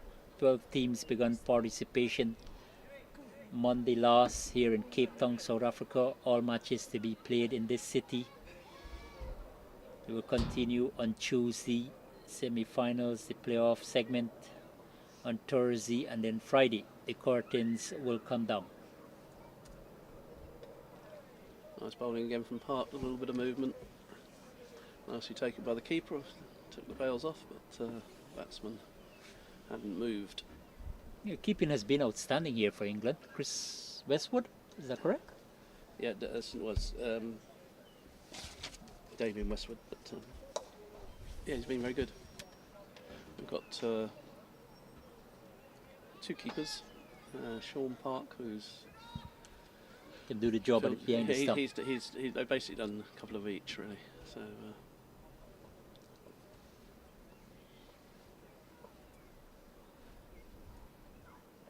bit of swing there. A swing from Park. Again, well taken by Westwood. Not that breezy, but guess the fingers doing the job for him. Plenty of swing, making the batsman play. Yeah, and again, outside the off stump. Well fielded by Compton. And Compton looks strapped up there as well. An injury? Yeah, looks like he's got some bandage on his elbows, hasn't he? So I'm not sure. I don't think there's anything too serious. Straight to the band. Outside the off stump, straight to a fielder. This is good tactical cricket by England. And I'm sure that he had a good start, Nick Compton. Then all of a sudden, his form deteriorated. Not making a big impact with the bat. Still a lot will depend on him because he's a seasoned campaigner. Would have represented England internationally. Yeah, he played in 16 Test matches, so 16 certainly- Test matches for any nation will be exactly. resounding for any player. Another one completed there. England really doing a fantastic job with the ball after winning the toss. Canada 86 for 7. And how much you think this will help over 40 cricket? You know, not only his teammates, but you know, he's bringing a new dimension to over 40 cricket because you have got international flavour in this campaign, Baxter. Yeah, I mean it's very similar to the 50s, which started really in World Cup terms about 6 years ago. This is obviously the inaugural over 40s, and once they see people like Nick Compton and Darren Stevens, who was only playing county cricket some 2 or so years ago, it will encourage others to continue playing longer and trying to get into an England setup. So I'm sure a lot of people listening in to this will, and hopefully it will just get stronger and stronger around the world, not just in England but everywhere. Bit outside the line of the off stump there. we'll probably get a few more people who are coming up to retirement thinking, Thinking of maybe, cricket? you know, who've played maybe first-class cricket or county cricket, and then thinking, that's me done. But then they think, well, maybe this is something I'm going to carry on playing a bit longer, so I can come on a tour to South Africa or wherever the next World Cup would be. James Marshall of New Zealand played international cricket as well. Yeah. Gavin Rennie, Douglas Marilla, you have Trevor Gripper. All these guys played international cricket, and they are on show here in Cape Town, South Africa. And as Baxter said, there's a number of first-class players as well. And now, even though you have a test player currently playing, let's say Joe Root of England, maybe thinking, say, okay, I could still play for England at over 50, or over 40, over 60. Yeah. There's still plenty of opportunity. Well, James Anderson's available. No, James Oh, he's involved in a test match though at the moment, so probably. Yeah. And then I can remember that they had the Legends cricket, and you see some of the greats were involved, like Brian Lara, Sachin Tendulkar, Ricky Ponting, Kevin Peterson. You know, these guys went out and played in the Legends cricket, really rolling back the years how they would have dominated. But you can't believe that these guys were such a superstars, and then they look so coming out and play veterans cricket. You are not seeing that physical dynamism in them or so on. But at the same time, health-wise, I think it's very important. Yes, definitely.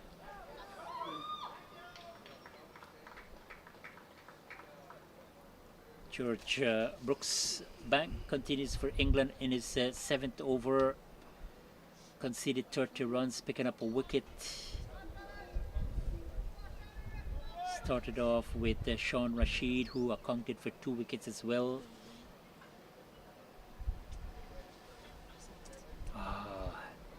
Just looking for that nick there from Alfred. Not getting it there. George Brooks Bank completed his 7 over, beg your pardon, 30 runs. Conceded 87 for the loss of 5. And this might not looking really dangerous or ominous at the moment, or promising. It's gradually they're getting a partnership here. But it's just a matter of application by these batsmen now, Baxter. Yes, they've got to stick around. As I said, there's still 20 overs left.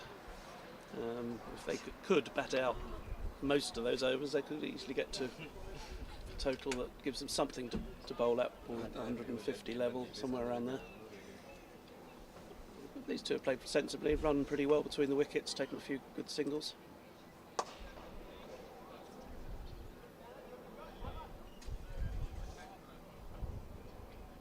And I'm sure that they're into the tail, England. They want to wrap up things as quickly as possible. Absolutely. Batsmen, yes, obviously they might have different idea.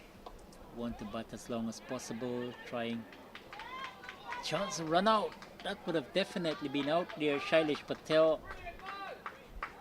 left from.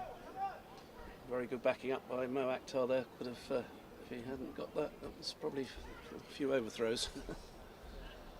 Got behind it. 90 for 7 in over number 26. Just getting, probably if they do get to that 100 mark, at least a pleasing sight there from the Canadians' point of view. Started off their participation well, back-to-back victory. Then they suffered defeat to Australia and subsequently United States of America. But it was a close contest with Zimbabwe. It was very. I mean, the USA game was pretty good as well. They only won by 2 runs. You've had some close games. Yeah, that would have been a wonderful innings there for Gavin Rennie. It was 81, 20 runs to come when he departed. But he was looking absolutely fantastic to take them to that total. 98 for 7, 26 over in progress. So we just crossed the 12 o'clock here, midday in Cape Town, South Africa. Good afternoon to you. Good morning to the people in England. And good morning to the people in Canada. They have lost another wicket. 7 goes down now. was interesting. There was obviously some bat involved, but it may have been pad first. So that's obviously what the Yeah, I umpire think and we and the bowler and wicketkeeper thought. That is why Gary Park was so vocal about that appeal. Alfred, yeah, indicating to the umpire. Interesting to see the replay here. 90 for 8 in over number 26. Ball into the hands of Gary Park, the wicket taker on this occasion. Probably got to his toe there first. Yes. So another wicket goes down there for Canada, and they're folding up here at the Greenpoint Park Cricket Club in Cape Town, South Africa. Alfred has become the latest casualty.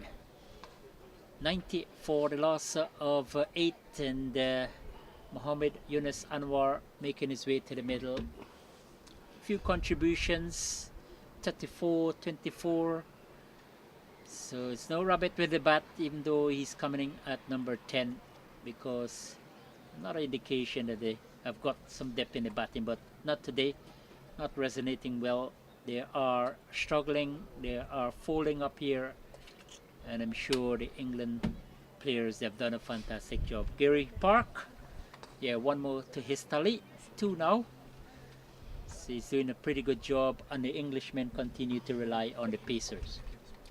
Yes, it's definitely a day for, with all the rain we had yesterday, for the seamers to move around on this wicket. A little bit damp. Very good toss for England to win, to be fair. New batsman's come out with a very nice trim hat.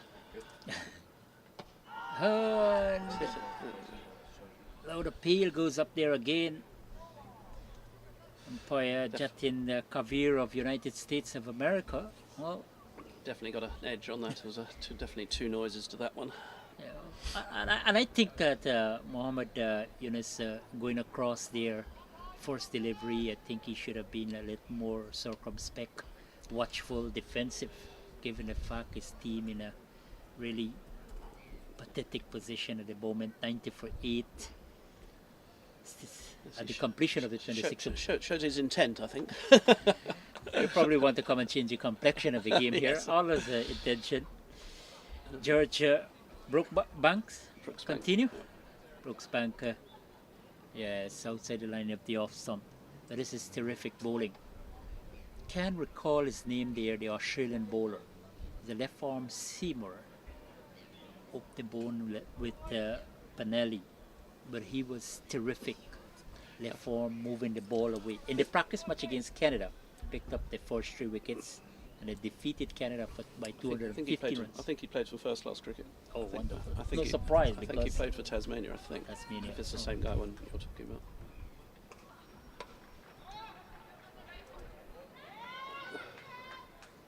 A bit more circumspect from the new batsman this time. And he gets a single. Yeah, I think on this occasion, I think that should be the approach with him, given the fact he still have got just a fraction short of 20 overs to come. And with the 8 wickets down, not to impress in the batting. A decent shot through mid-wicket.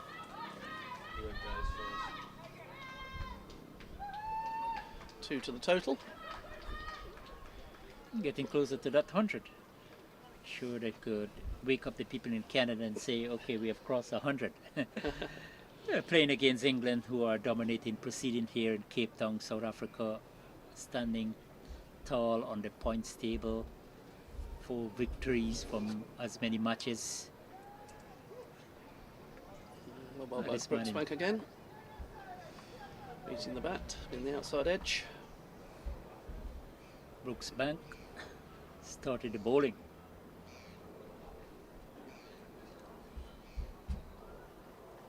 And I'm sure that there will be opportunity for batters for England to come out and say, okay, this is a match we can looking to utilize, have some practice session.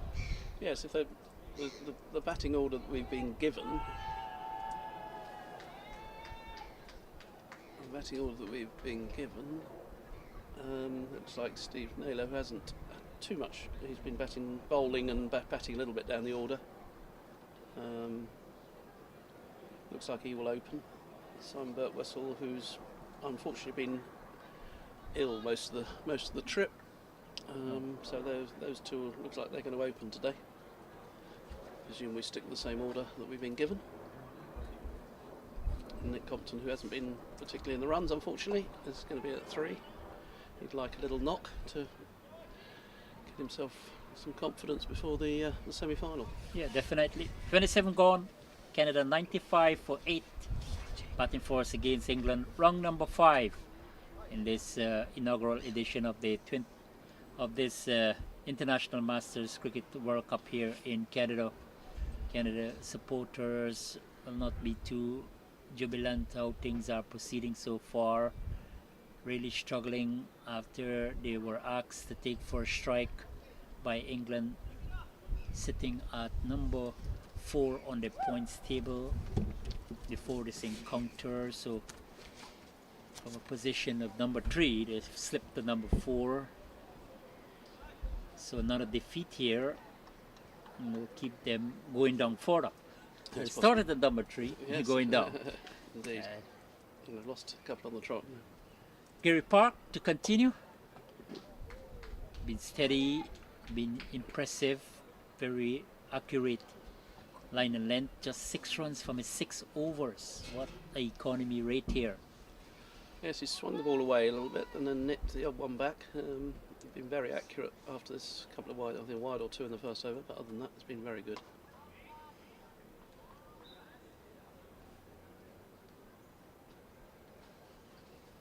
And Darren Stevens, who is captain today, has bowled superbly well in the game against Australia, which Australia wanting about 6 off the last over, only got 4.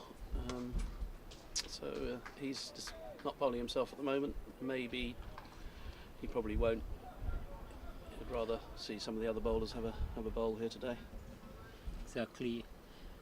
And Australia may be hoping that England can lose so they could be able to jump ahead if they win.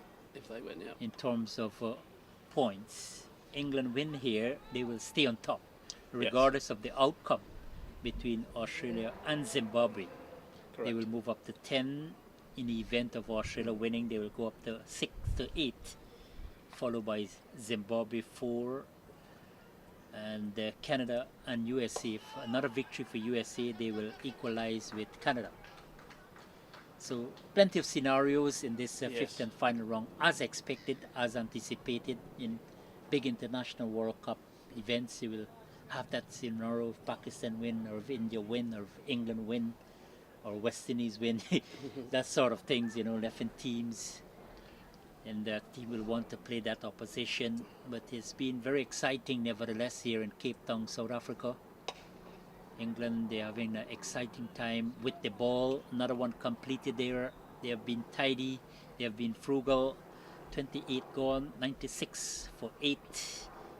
And they are doing a splendid job with the ball. And I'm sure that they're going to be a day off tomorrow for the players, Baxter, the English players. I think it's a bit of a golf. I think quite a few of them are playing golf tomorrow. I think 10 of them are playing golf, last I heard, or even more. I'm not sure how many.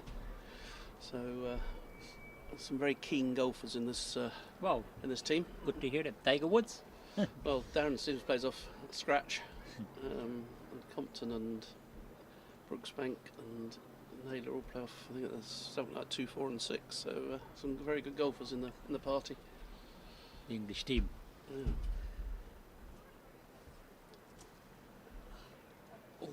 Peeking outside the line of the off stump. George Brooksbank continues over number 9. Just started there, his final one.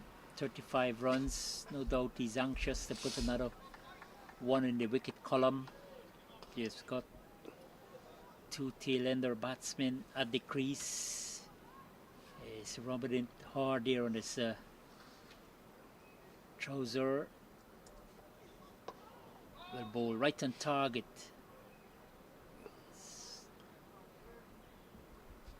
He would have played a lot of club cricket in England. for me, or De Brooksbank, sorry. Brisbank. Brooksbank, he plays at a hurling club. He's an MCC member, so he plays cricket for MCC as well.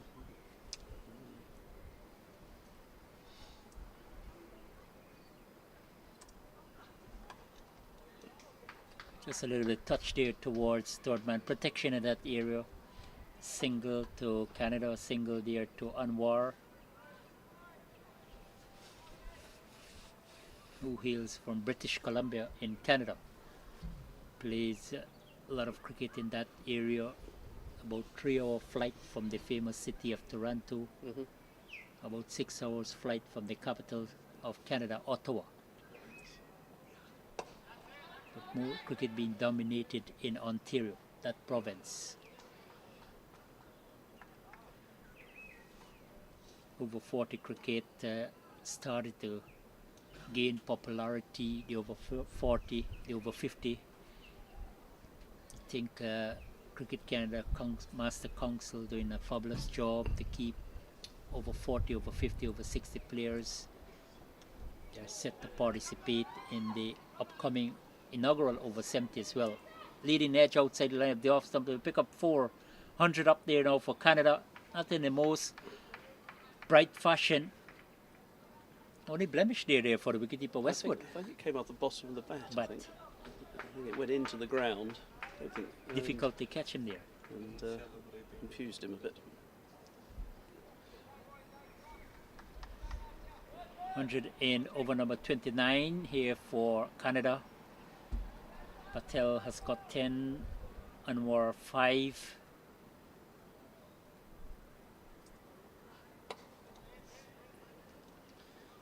It's the end of Brooksbank's spell. Yes. It's been brilliant. 40 runs, well, 9 runs from his 9 overs. A wicket to his name. 29 completed. England winning the toss, invited Canada to take first strike. And they're still struggling at 101 for 8.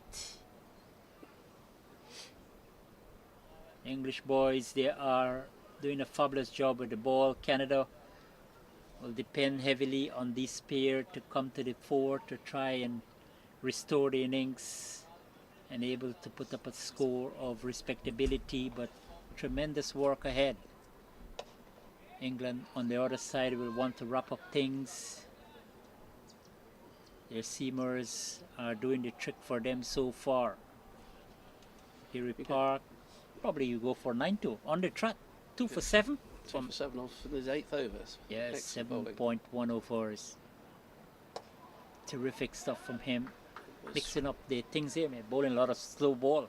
Slow balls, little swing, away swingers, and the old one that cuts back. Got a feeling that Mohammed Anwar is itching to hit the ball over mid wicket. Batsman with that kind of temperament.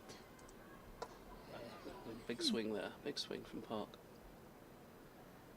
Probably started to read Park a bit better because he's a batsman who come with that flamboyant approach. Likes to get on with business, but aware that England on top with the ball and his team needs him to be a bit. Oh, they're picking up 4. Yeah, flicked off his legs. Nicely played.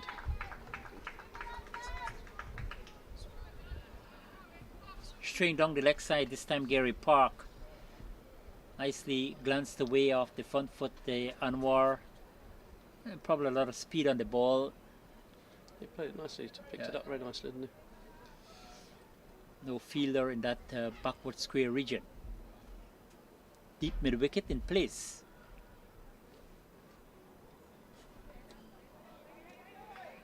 Inside edge. It might be another 4. And it runs down to the boundary for 4.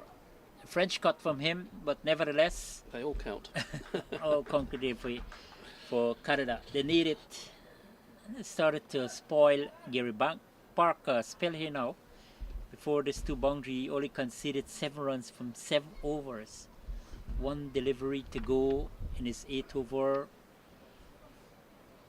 Still a superb spell in terms of wicket taking. economy rate. Played out to about backward point, they ended over. Good batting there by Anwar. A little more positivity in his batting. 30 gone, 110 for 8. Looking pretty from a Canadian point of view, you know, Baxter, because I'm sure they're forcefully looking to get over the mark. Drink Scott is on the field. We'll take a break as well. 110 for 8 after 30 overs. Your final thoughts on proceedings before we take a break as well, Bob? Yeah, Baxter. I think England will overall be more than happy with the score. I think that having got the 8th wicket a while back, they were somewhat disappointed maybe not to have wrapped this up. But the Canadian batsmen have done well, run quite well between the wickets and picked up a couple of boundaries in that last over. So England's still got a bit of work to do. Yeah, we'll take a break as well here from Greenpoint Cricket Club in Cape Town, South Africa. 5th, round number 5 in this inaugural World Cup event, International Master Cricket, under the auspices of the International Master Cricket. I think they're doing a fantastic job, and looking forward to see the popularity of Masters cricket grow. So we'll take a break here from Greenpoint Cricket Club ground in Cape Town, South Africa. 110 for 8, Canada taking first strike at the insertion of England in round 5 in this Group A fixture. On behalf of my commentators, Bob Baxter and Anthony Wood, my name is Ravindra Bandalal, saying goodbye for now.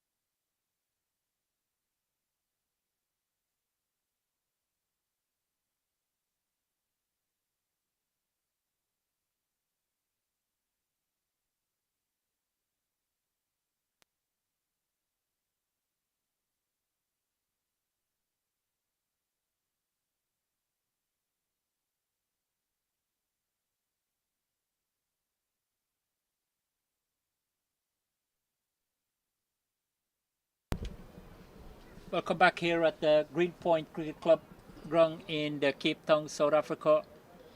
Players, the water cart is off the field. Canada 110 for 8 position. They are struggling here against England. 30 overs have been completed, and their seamers have done a splendid job. Mohamed Anwar, he's got 14 from 10. Shailesh Patel, 10 from 34. Yeah, very patient, very watchful. But the Englishmen are doing a fantastic job. Bob Baxter alongside me here, still no doubt they will want to continue to take wickets here, Pub, and try to wrap things up, try to mop up the tail. But some sort of resistance in the context of things here by the two Canadian batsmen. Yes, definitely. There's a change of bowling, well, somewhat enforced, because Brooksbank has finished his 9-over spell. And Simon Birtwhistle is going to come and bowl some slow left arm. So first time we have seen a spinner going to be in operation for England. Birtwhistle. Yes, he's been unfortunately been ill for since most of the trip, unfortunately, so hasn't been available for selection. Might have been able to play against Australia, but wasn't 100%, and it was difficult to bring him in, having not played much cricket. So he's given an opportunity. Given an opportunity today. Looks like he'll have a little bowl, and looks like he'll probably, if we stick with the order we've been given, he'll open the batting as well.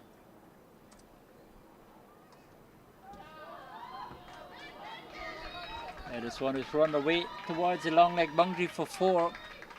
Making good connection this time there. Anwar drifting down the leg side. Birtwhistle, and he's paid the price. Another boundary there for Canada. 114 for 8. So they will need plenty more like that, especially from this man Anwar. The Canadians know that he can be pugnacious if he gets going. Does hit the ball hard, and with a change of bowling might want to change up his approach, no doubt. Especially because the seamers have done a great job for England. Good comeback there from Bort Whistle. How much do you think the pitch going to offer to the spinners? Well, it's a bit difficult to tell so far, but that one certainly seemed to grip a little bit. That last ball, a little bit of turn. It's drying out, so Canada will hope it's going to turn quite a lot. I think they're mainly a lot of spinners in their team. Exactly. Getting in some purchase there, just a matter of his line and length here now. Bort Whistle. Shailesh Patel will be a bit more patient. He's coming forward, he's watchful. And based on these two partnerships so far, he has been supportive. 10 from 35, Anwar 19 from 15. England's have got 8 wickets back in the pavilion, 31 gone, 115 for 8 here in Cape Town, South Africa. So no Have good. another change of bowling. Yeah, they're going to bring Sean Rashid back, who opened the bowling from this end, by the look of it. So Sean Rashid coming back was wonderful in his opening spell. 7 consecutive overs, conceded 31 runs, picking up 2 wickets. Was part of Canada early destruction, so no doubt he will want to come back and try to pick up another 2 wickets, because I'm sure that Darren Stevens, the captain of England, might be thinking about that, replacing Gary Park. Yep. Good start from Rashid on the money.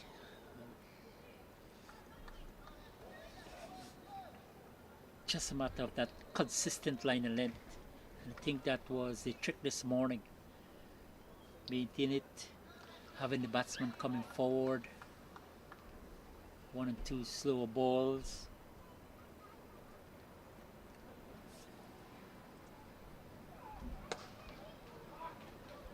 Slapped through cover by Anwar, and again he's showing great intention of going hard. Outside the line of the off stump, plenty of room, plenty of timing. It's nicely played through cover. Picked up by Houston. I guess Canada, they're really looking for a big partnership here for the 9th wicket.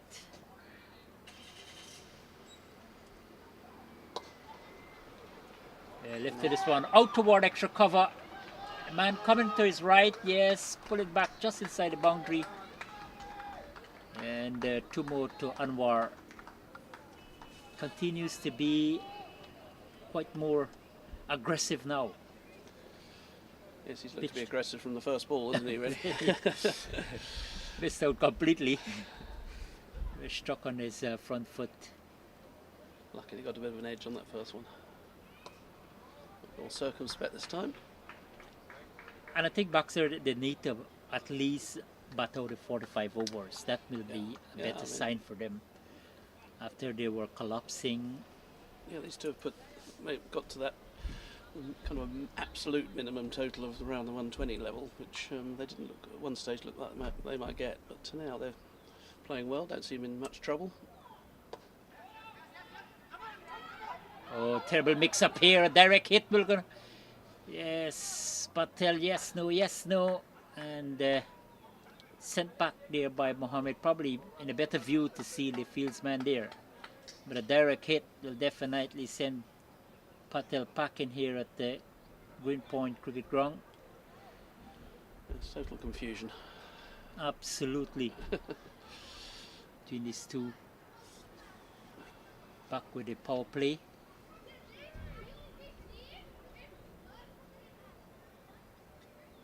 .119 for 8 in over number 32. Final ball coming up by Rashid. Right in target. Ended off with a dot. 31 gone. 32 gone, sorry. 119 for the loss of 8. But now we look at it, you have 13 overs remaining. When you translate that, you have 78 deliveries.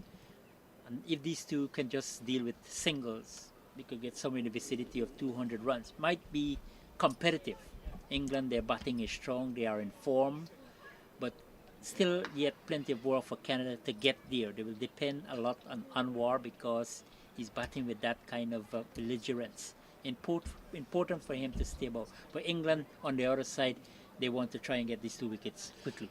Yes, they'll be getting a bit frustrated, I think, having reduced Canada to 8 down along about 7 or 8 overs ago now. Anwar's come in, as you said, showing some intent, and Patel has he's steadied the ship. He's only got 11 off 36 balls, is it? But on the other hand, if he'd have got out, he'd probably been all out. Canada would have probably been all out. So his job will be to stay around, try and push some singles, and Anwar maybe coming up with a few lusty blows Towards the end, yeah. especially with some of the fast men already completed their spell. George Brooks. A return there for Burt Whistle, so that will encourage the Canadian spin bowlers. Plenty of option in the spinning department. Shailesh Patel, of course, is an off spinner. Rajesh Vitel, left arm orthodox spinner. Tarun Khanna, another off spinner. Plenty of option. They bring in variety as well. Just a matter of them getting up to a respectable total to give their bowlers something to work on, to shout at.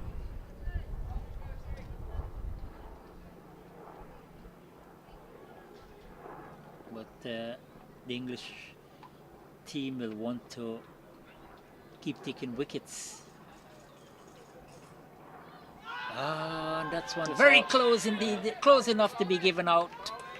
Patel just looking for a paddle touch there, missed out completely, and the South African umpire Abdullah Steenkamp raises that dreadful finger, and another wicket goes down. 9 gone, 121 for the loss of 9 wickets now, Canada. That might be the breakthrough England looking for. Baxter. Yes, that's as long as it pitched in line with the stumps, it's probably out. Umpire thought so. Probably the batsman may have thought it might have pitched outside a leg stump. It's very close. But, obviously disappointed. But it hung around well for Canada. It was vital that somebody stayed around, and he did a good job. England, as you say, will be very much looking to try and wrap this up as soon as they can. This is the last ball of the Burt Whistle over. Rashid will now bowl his last over of his spell.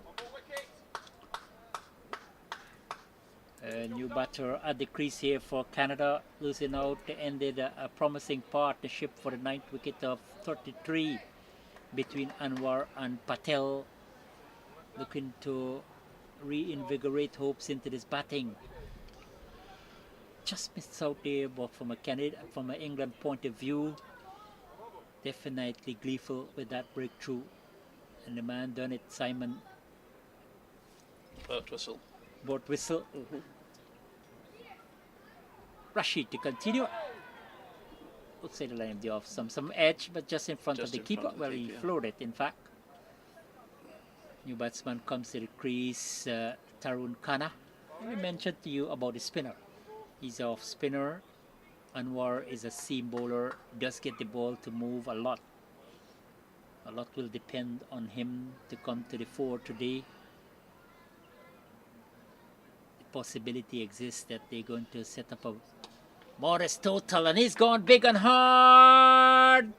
Might have been an excellent piece of fielding there. Well, he declared 6 there, but might have touched the rope same time with the ball. Great sportsmanship there from the Englishman. Nevertheless, 6 runs there to Anwar. Well, not a mighty one, just that fielder connected with the rope. But 6 runs nevertheless to Canada. Yeah. It was going hard there, Buxter. There's quite a long boundary out there. It was quite a good blow, wasn't it? I think he'd just maybe come in a few metres and nearly did remarkably well to stop it going for 6, but he didn't quite manage it. Another 2 good looking runs there from Anwar, picking up the momentum, but he might just run out of partner here, especially with the demise of Shailesh Patel. Well, he might want to change gear as well, just realizing that Tarun Khanna, the last man, coming to decrease. It's going hard, but this time flat out toward deep cover, protection in that area. You would have given Tarun Khanna that single, or you would have taken most of the strike. Given the fact that this guy is batting with confidence now, his timing has been immaculate, picking up runs, had that 6 there. Yes, it'll be the new batsman's job just to stick around, try and give as much of the stroke to Anwar. Rashid will be looking to, Sean Rashid will be looking to pick up the number 11, hit his 3rd wicket. Loud appeal, he's coming right forward. So Anwar might have said to him, okay, just, you got to be circumspect here. Yes. There's not more you can expect from me, because he's not a reputable batsman or someone who can come out and be aggressive. So Tarun Khanna, man from Toronto in Canada. It's a good contest between bat and ball. It's coming forward, showing better technique this time. Well bowled there to Rashid. Another one completed there. An eventful one for Canada. Rashid's spell is over. I would have guessed that Mo Akhtar will probably come on to bowl at this end.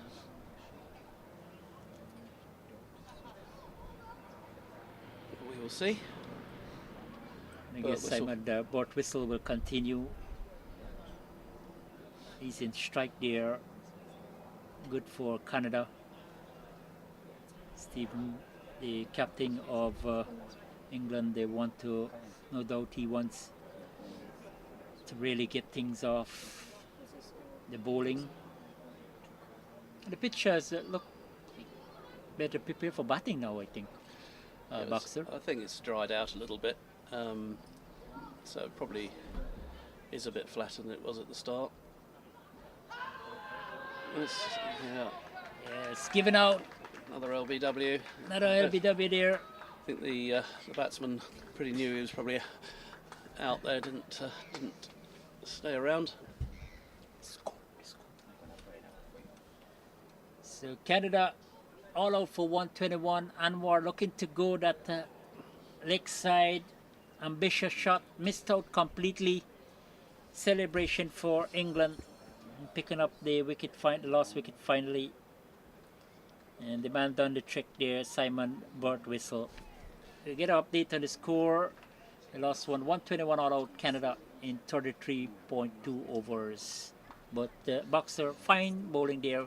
Performance by the Englishmen. Yes, no doubt on the track, winning the toss and decided to bowl. I think overall they'll be reasonably happy with their performance. I think, as I said, a few too many extras. And they're having a little chat out there at the moment, basically saying, look, you know, it isn't a big total to get, but let's play this, make sure we get off to a steady start and win as comfortably as we possibly can. It will be the plan. So yeah, pretty good performance by England, I think, overall. Yeah, so that's it here from Greenpoint Cricket Club in Cape Town, South Africa. Canada being asked to take first strike all out, 421 in the 32.3 overs against England. Round number 5 in this inaugural edition of the International Master Cricket Over-40 World Cup in Cape Town, South Africa. 6 teams in this Group A, 6 teams in Group B. Players heading off. Lunch will be taken and we'll come back in 45 minutes time for the reply. England need 122 for victory and to continue their dominance from the allotment of 45 overs. Bob Boxer, your final thoughts on proceedings? 122. Things look pretty easy here for England based on their performance in this year's tournament. They had the better of the conditions early on. Winning the toss was pretty vital, I think, as all that rain we had last night and yesterday afternoon overall. So it was a good toss to win. England bowled pretty well. As I said just now, a few too many extras perhaps, but other than that, I think they've done the job well and should be pretty confident of knocking off these runs. All right, thank you very much, Bob Baxter. On behalf of our other commentator, Anthony Wood, we'll come back in 45 minutes time for the chase. So we got the final score for you, 128 for 9, 128 all out in 34.1 overs. So 129 the target from the full quota of 45 overs. So England looking for that. Canada will need 10 wickets in defense of that target. It's going to be a clean toss if they do that. We'll say goodbye here from Cape Town, South Africa. Thanks again to our technical team on behalf of Bob Baxter and Anthony Wood, our commentators. Ravindra Bandalal say goodbye for now.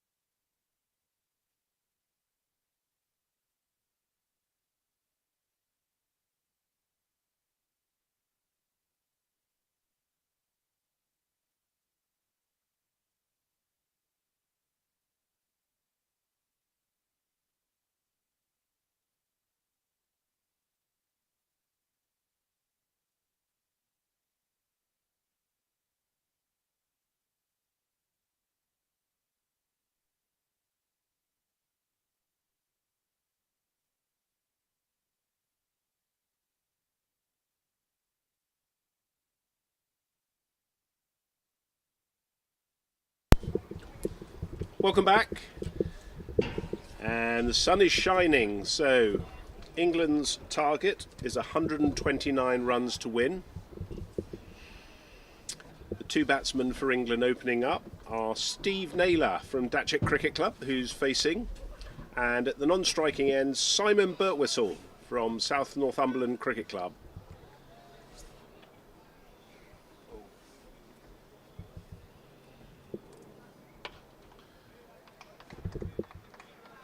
Anwar for Canada is the opening bowler from the far end, right arm medium pace. We hope you're enjoying the coverage via Pitch Vision. That's just wide, that's going to be 2 runs. It's being chased by the fielder out in the deep. Could be 3. 1. Oh, no, there's just a little bit of miscommunication there from Birtwistle. He was looking for the 3, but Naylor was happy with the 2. We don't want to see a run out like we did in the first couple of overs. Unfortunately for Canada, there was a run out early on, wasn't there, Ravendra? Yeah, Anthony, they started off with a run out, so Yeah. I'm sure that the English boys would not want that to happen. Kept low. This is Well- the good thing about Anwar. With the new ball, he does get the ball to move around. It can be very challenging here because you've got a pitch with plenty of grasses, a little bit of breeze behind his back. That was a nice pace. England used a number of bowlers, and we'll give you some statistics from the Canadian innings shortly. That's nicely bowled outside the off stump and left by Naylor. No immediate worries there.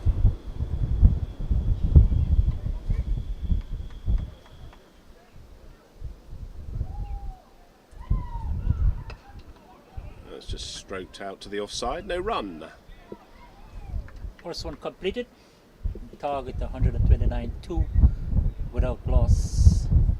Simon Birtwistle bowling left arm spin. I'm sure, Anthony, that he has the opportunity to prove himself with the bat.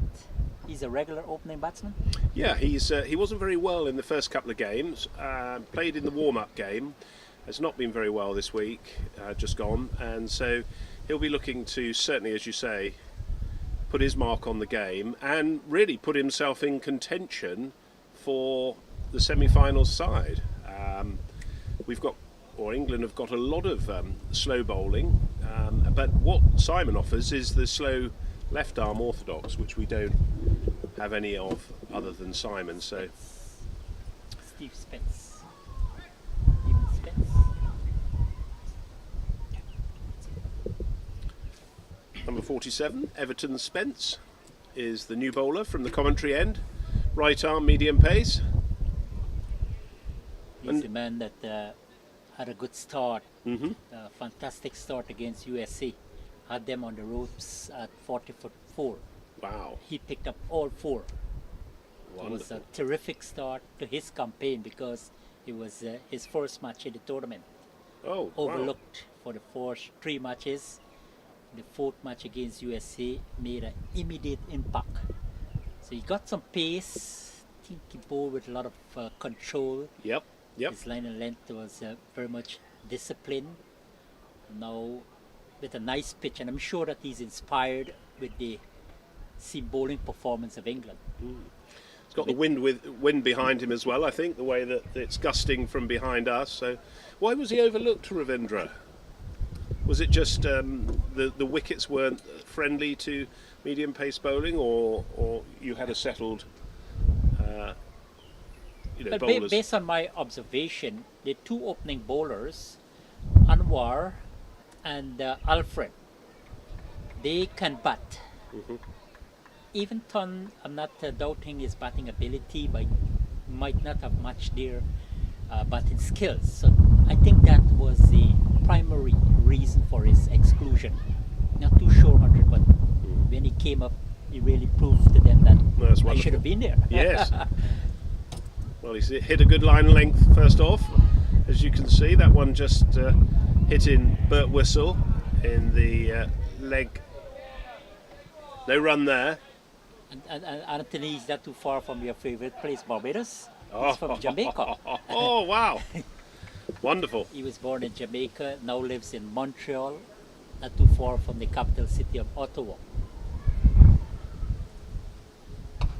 That's well played off the back foot. Burt Whistle nicely fielded, and the Canadian infield, yep, the same as England, just in probably 10 yards from the circle. It's quite a traditional field. One slip just at the moment in the gully. Third man, point, cover, extra cover, mid off and mid on, and then a deep square. So just two outside the ring.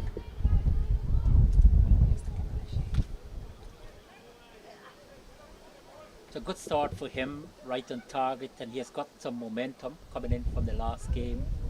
Conceded, to accurate with that stat, I think 35 runs from his allotted 9 overs. Picking up 4 wickets, got confidence. Just only thing might be a challenge for him here is that not too many runs on the board. Yeah, he's not got a big total to defend here.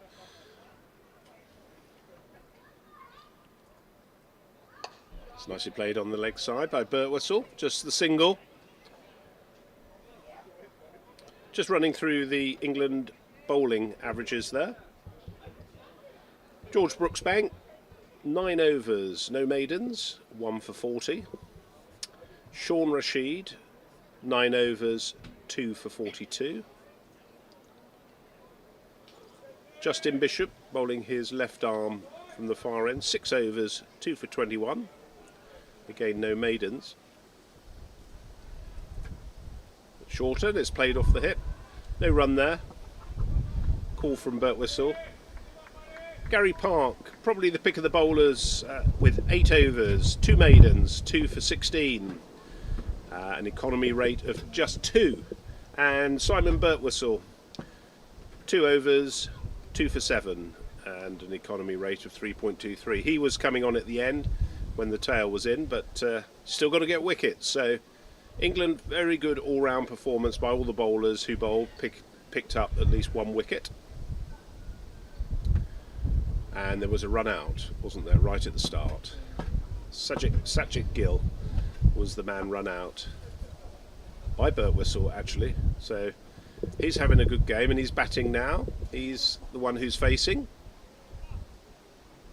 Just taking guard there. Coming back to the bowling, Anthony, with Gary Park conceded 60 runs from his 8 overs. Yeah, 16. Oh, and his last over, he was put away for 9. Right. So imagine his Yes. economy rate would have been Yeah. absolutely phenomenal. Yeah. Conceded 9 runs in his last over. He was struck for 2 fours by That's the man right. in operation now, Yeah. Yunus Anwar. Yeah. Contributed 32, right? Sure that Anwar with the bat. Yeah, we'll go through To the the. bottom. I'll leave you to say those. Yeah, Yunus Anwar with 30 from 33 balls, 3 fours and a 6. Brilliant. So almost a run a ball. A lot was dependent on the Sajid Gill, who was, unfortunately run out. You can say in the context of things. Armandeep Dusan with a half century. Kiran Burras, Ranji. He's the man I expected to really put up a show here today because he's in good form and, batting with the realization that his captain is out of action today. Amit Anand can be pugnacious. Rajesh Vitil is a good all-rounder. Manpreet Kaira, the captain for this match here today, is certainly a genuine all-rounder. He got 4, didn't he? But Boda Sarangi got 30. So with Yunus Anwar, top scorers, also with 30 for the Canadian team. England probably won't like that many extras as well. 16 extras, and there were 14 wides. So that's something they're going to be looking to improve upon. Should be just a single, and it is. So no need for too much challenging running in terms of looking for the 2. Need to keep wickets, get some practice out in the middle, England.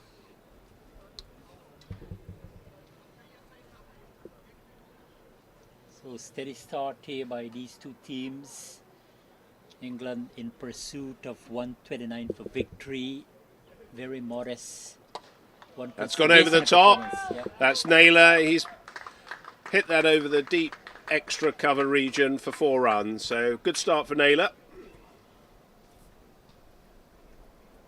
Excellent shot. Up the face of the bat, went up in the air, picking up 4. But that's a confident shot. You can know that Naylor in good form.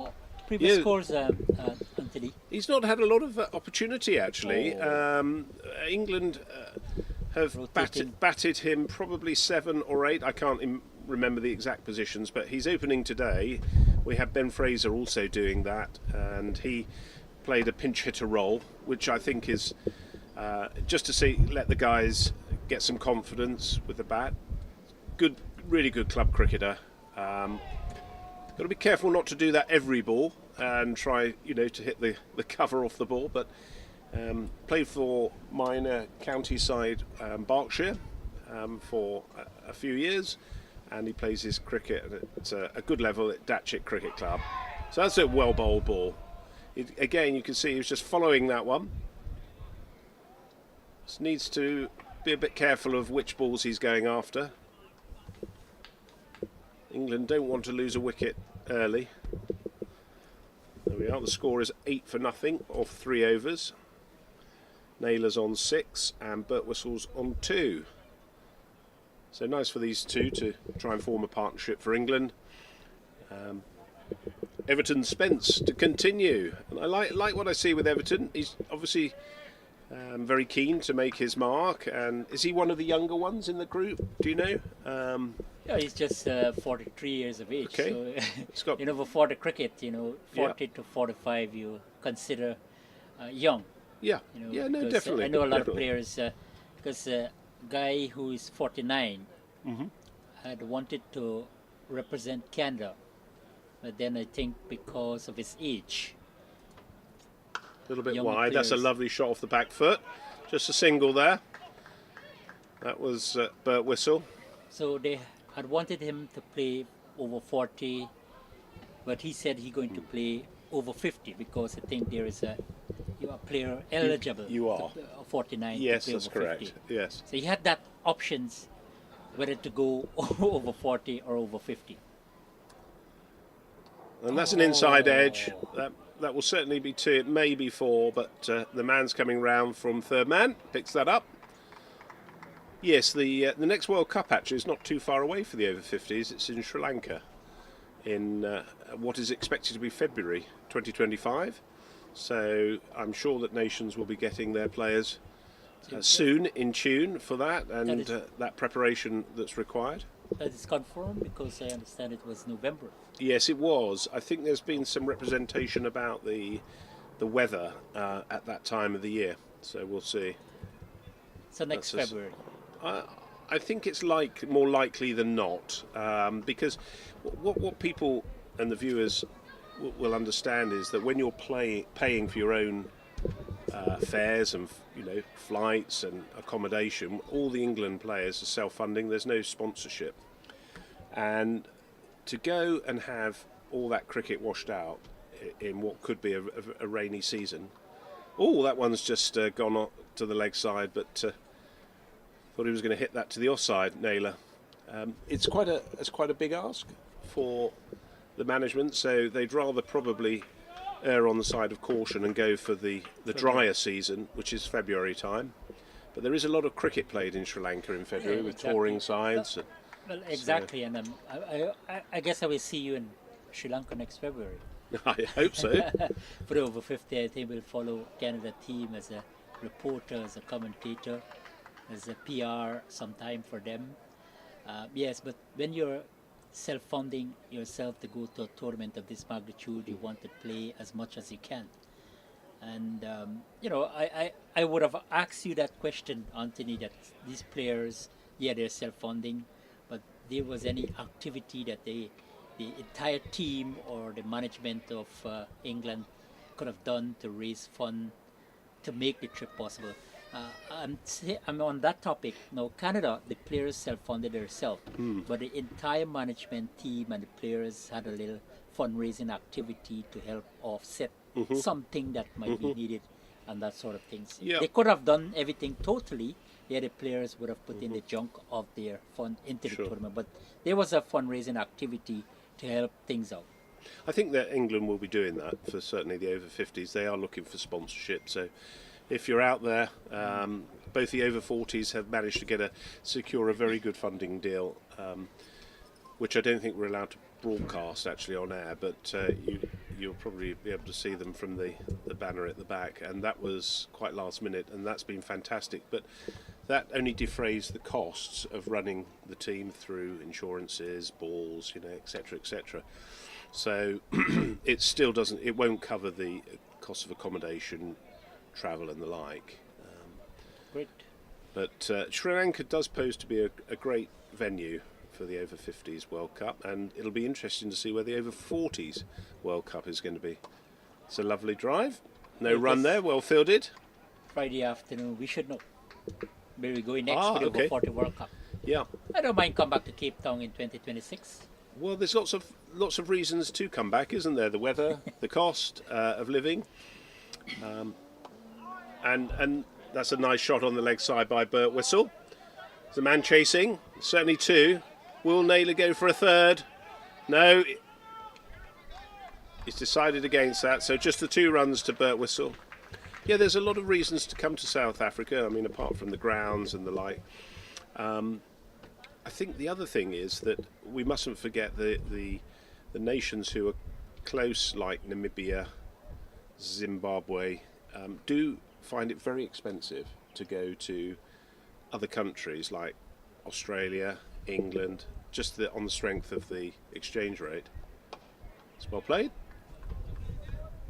So finding a venue that suits all the nations' pockets is quite a challenge, and you want to keep those nations involved. So, well, the first thing that South Africa did, I guess, for this tournament, even the over 50, all matches played in Cape Town, and Canada was in the over 60 tournament. I can't remember exactly what was it in Australia, and they kept everything in port.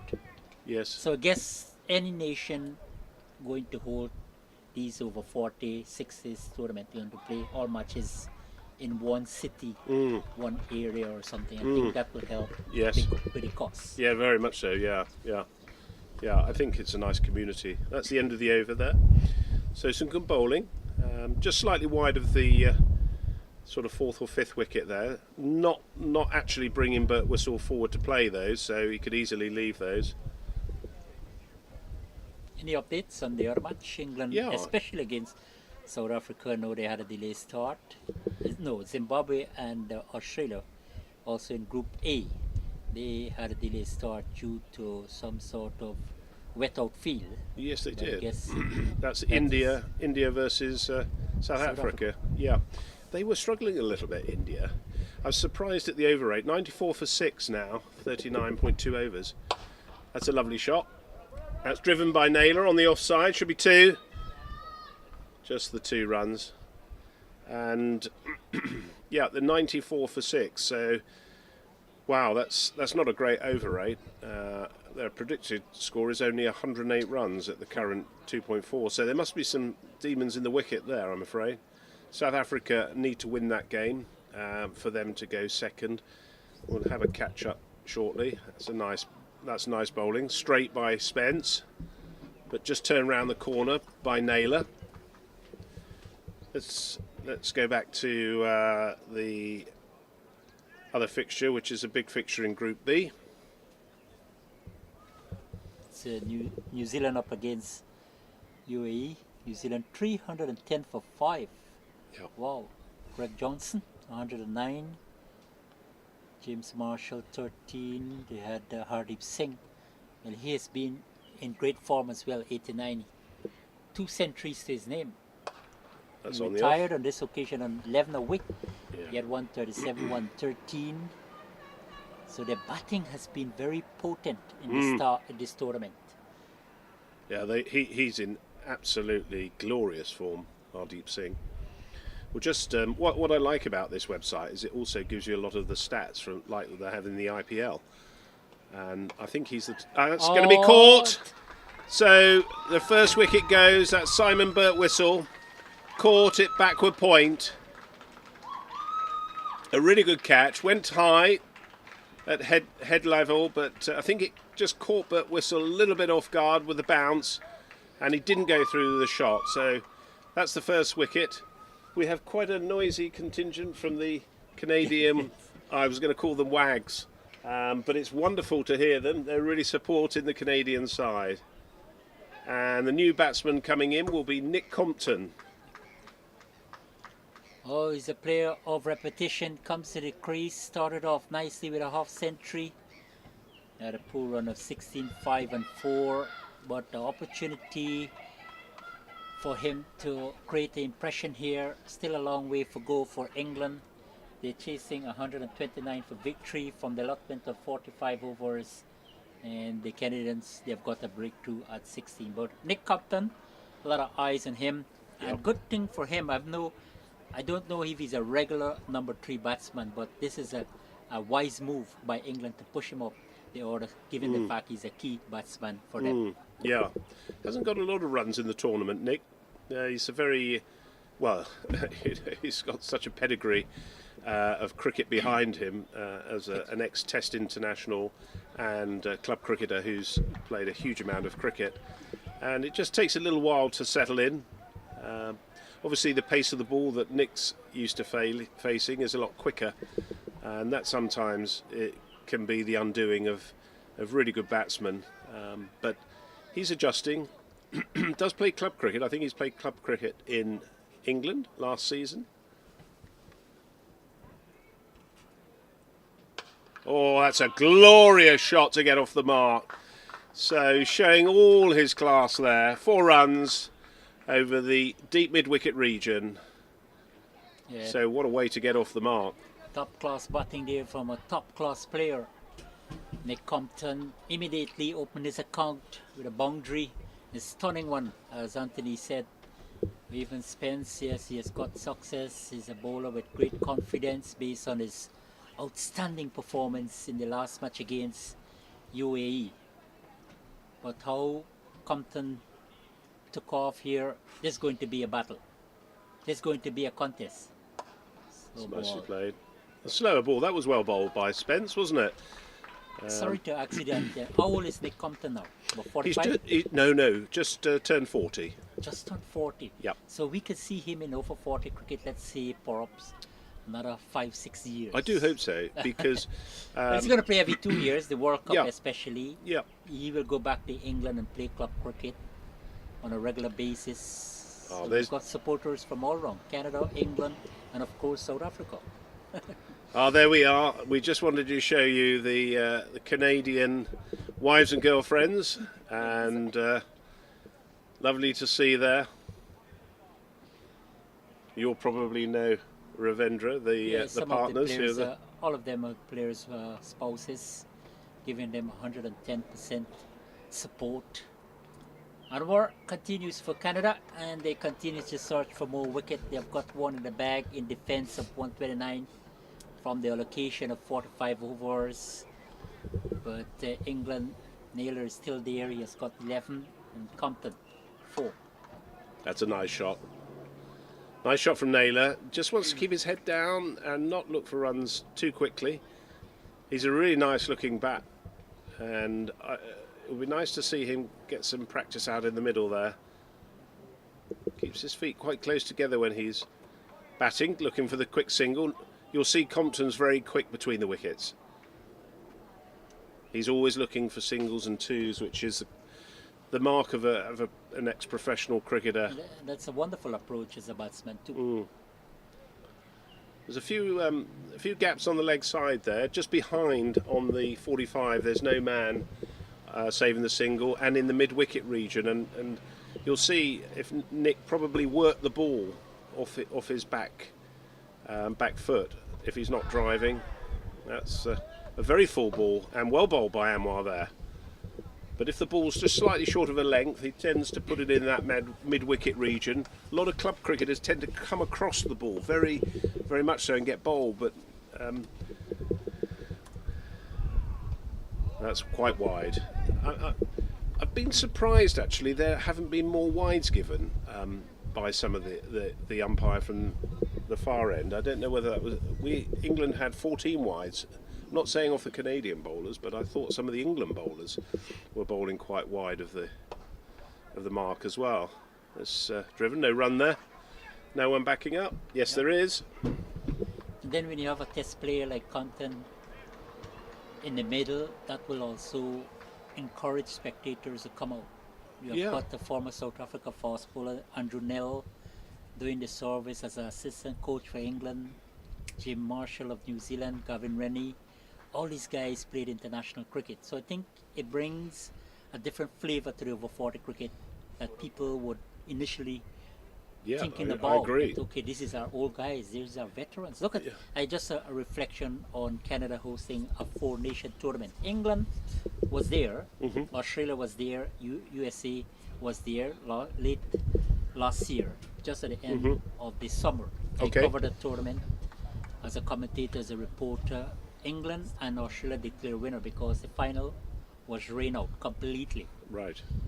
That was over 60s. Over 60s. Yes, I watched some of that. That was good. And some of the English That's a big shout for LBW, but just down the leg side.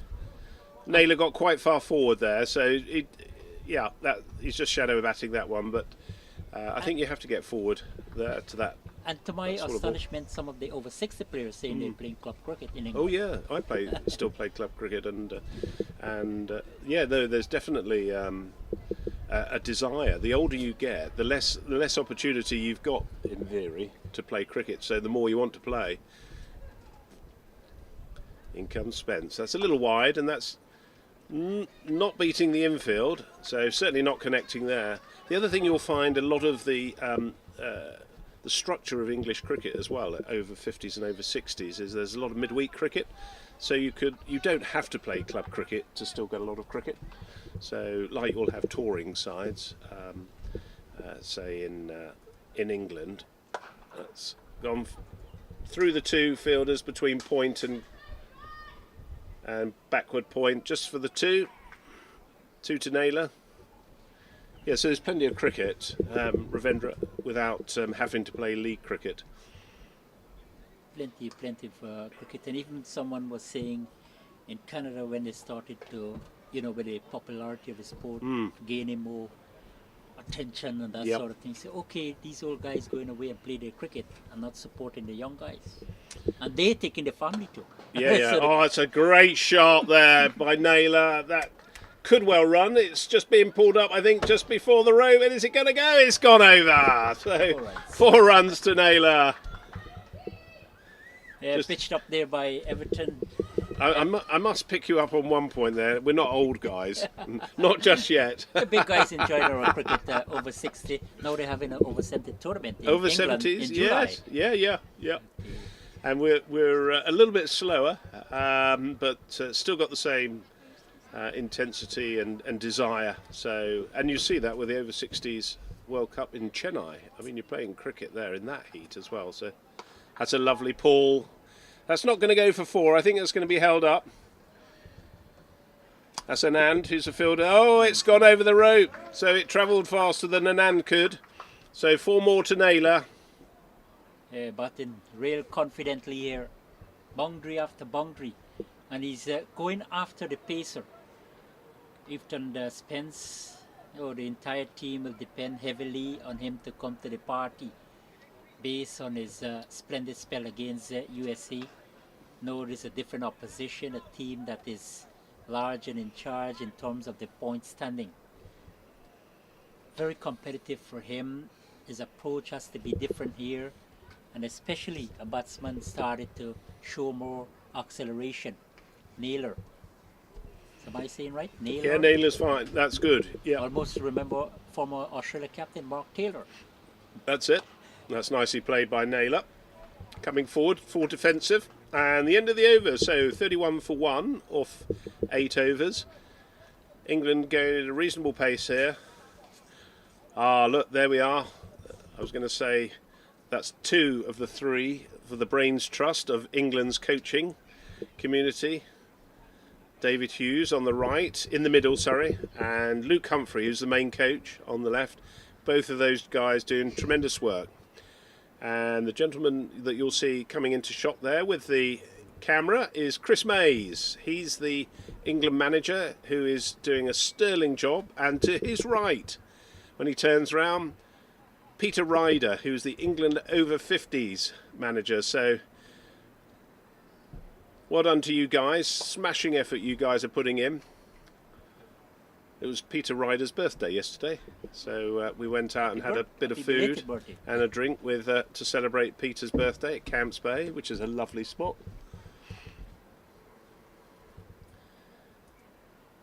Oh, Compton smashed that over the boundary for 6. Beautiful straight 6, so he's in belligerent form. A wonderful shot, stand and deliver. Yeah, absolutely good timing. Picked it up nicely. The connection was good. Elevation was good. Yeah, look at that. Absolutely. That's a class batsman. Yes, he played international cricket for his country at the highest level. No doubt. No doubt about a shot of that quality. That's a lovely, lovely off drive. Do you know that's the first shot I think I've seen Nick play in this tournament of complete what's the word? Control and mastery of the pitch, everything. It just looked as though it was there to hit, and he hit it with sort of abandon, really, of whatever the consequences were. So that's a real positive mindset, and the way he's driving the ball as well. I see a lot of batsmen, and they tend to sort of try and slap the ball through. I don't know if you've noticed that. Yeah. A lot of Canadian batsmen do that. That's nicely played on the leg side. Should be 2 runs. They're running quickly. Naylor's equal to the task there. Yeah, and I think that's obviously to avoid trying to get the outside edge. But it's also a chance to wait for the ball, isn't it? And sort of slap it through that extra cover region. But in positively here, Nick Compton. That's nicely played. Key in the England batting, and the way I saw James Marshall got to half century against Canada in a warm-up match. Okay. Yeah, real top quality innings. That's a lovely drive, shot. And well fielded extra cover there. Just a different level. I'm not underrating the other players in over 40 cricket, but when you have these international players on show, yes, you're seeing the difference, very visible. And I think how Nick Compton, there's not a big difference in terms of how Naylor is playing, but he's such a superb talent. And there we have a couple of supporters there, a couple of ladies supporting partners or just out for a walk. England putting on a show for them. Scores 39 for 1 off 9. Compton's on 12 and Naylor is on 22 off the 26 balls. So looks as though we've got a change of bowling here. Shailesh Patel into the attack, the off spinner. And you got to look at his arm. Woody, he started like a leg spinner. Okay. Yeah, sometimes that can be deceiving. Not too sure if for a batsman, but for a commentator. Okay. I'm sure I should have told you. No, that's good news. Have a look at how he gonna start up. But he's an off spinner, no doubt about that. But his action, saw him bowled in the cricket competition in Canada in the Scarborough Cricket Association. And he plays competitively. Right. Still with the young guys. He's 42 years of age. Look at him, if you can think of it. Oh, that's just dropped short of the first slip. Yeah. It's a good start from Shailesh. Good start from Shailesh.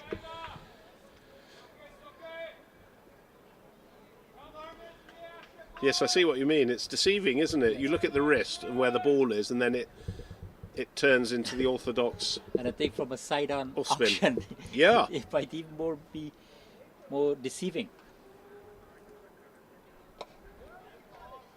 Coming forward, so he has been a big bowler for Canada, picking up wickets in every match, getting breakthrough vitally. That's good bowling and nice turn actually. Do you think the non-striking batsman will be looking at that action closely and just letting the striking just what he's doing? It's something that's nicely played to the onside. Just a single there. I think that's something you do if you can't pick it up straight away as a non-striking batsman. You'd go down the wicket, wouldn't you, and just let the batsman who's on strike know. Especially if he doesn't want to turn back to the batting. Yeah. Wonderful if he could mix it up with both leg spin and off spin. That looks a very classical off spin delivery, doesn't it? Coming into the bat there. They thought Nick Compton could have gone on more 16 tests, yes, but I believe he's also. I don't know whether there was a loss of confidence there from Compton, but he has other interests as well. I think he loves his photography as well, so he's probably doing quite a bit of that, and I think he also does commentary as well, nice to hear that. Professionally. So he'd show me up if he was in the box with myself, but no, I think he was out here with the South African 20 competition, and I would imagine he's very good at that as well. Great, and it's always nice to have the former players taking part in commentary. I know one of my favorite commentators is Nazir Hussain. Oh yes, yeah. We should have a conversation about that, shouldn't we? You could tell us, know you more acquainted with his upbringing, his cricketing career in England. He's born in Zimbabwe, Nazir Hussain. I have a double change here for Canada, and it's going to be Rajesh Vital, the left-arm orthodox spinner. Okay. Yes, let's go back to Nazir Hussain. Well, Nasser Hussain's brother, Mel Hussain, is actually playing for England over-60s in India at the moment. So I don't know if you knew that, but yes, he is, and he also played for England over-50s as well. He is part of the Essex team, which you'll see down there if the camera zooms in on the England contingent. Peter Ryder, who manages the Essex over-50s team. And Mel was a big part of that, and they've been very, very successful as an over-50s team. And I know some cricketers, even though they stick to commentary, wherein television, radio hasn't been that impactful as television. I know Mike Arterton of England as well continues, since his retirement from international cricket.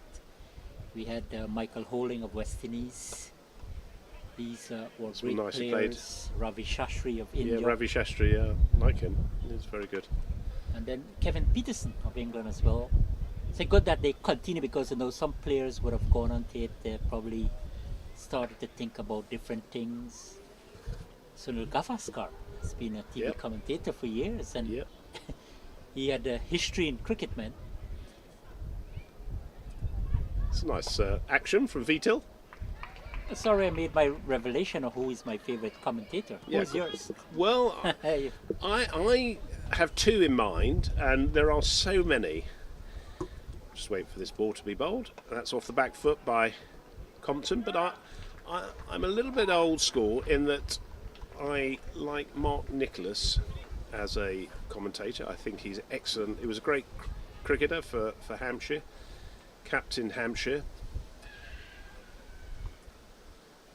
Oh, that's well bowled.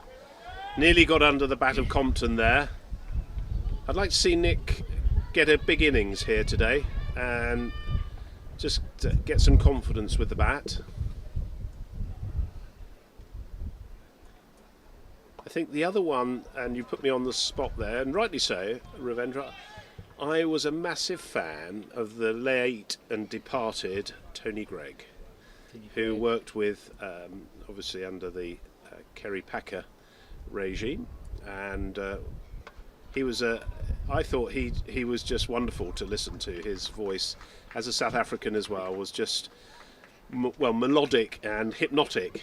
And he used to have lots of little things that he used to do. Do you remember the key test, where he would put his key into the ground just to see what the whether it was the cracks or the amount of moisture in the ground? And it was great to hear him. But there are a number out there, obviously, doing all the different franchises and the like. But yeah, those are two more of of them mine. because of the more league cricket, professionally, internationally.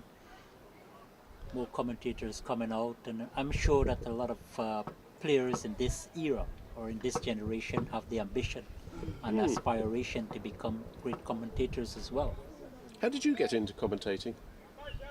Oh, I started to play cricket at a young age, 12. School cricket, backstreet cricket, we call it in my home country, Guyana, in the Caribbean. Yes. And we started to listen on radio. At that time, West Indies versus England. Yes. At Lord's, early morning, you're waking up, yeah. listen, or West Indies playing India in Calcutta. But the only option, the only form of communication when it comes to commentary to listen was radio. That's right. Like I remember my late father had a small pocket radio, and he just stuck it to his ears. Brilliant. But the way he listened at that time, with the excitement and the joy and winning with that struck. sort of things.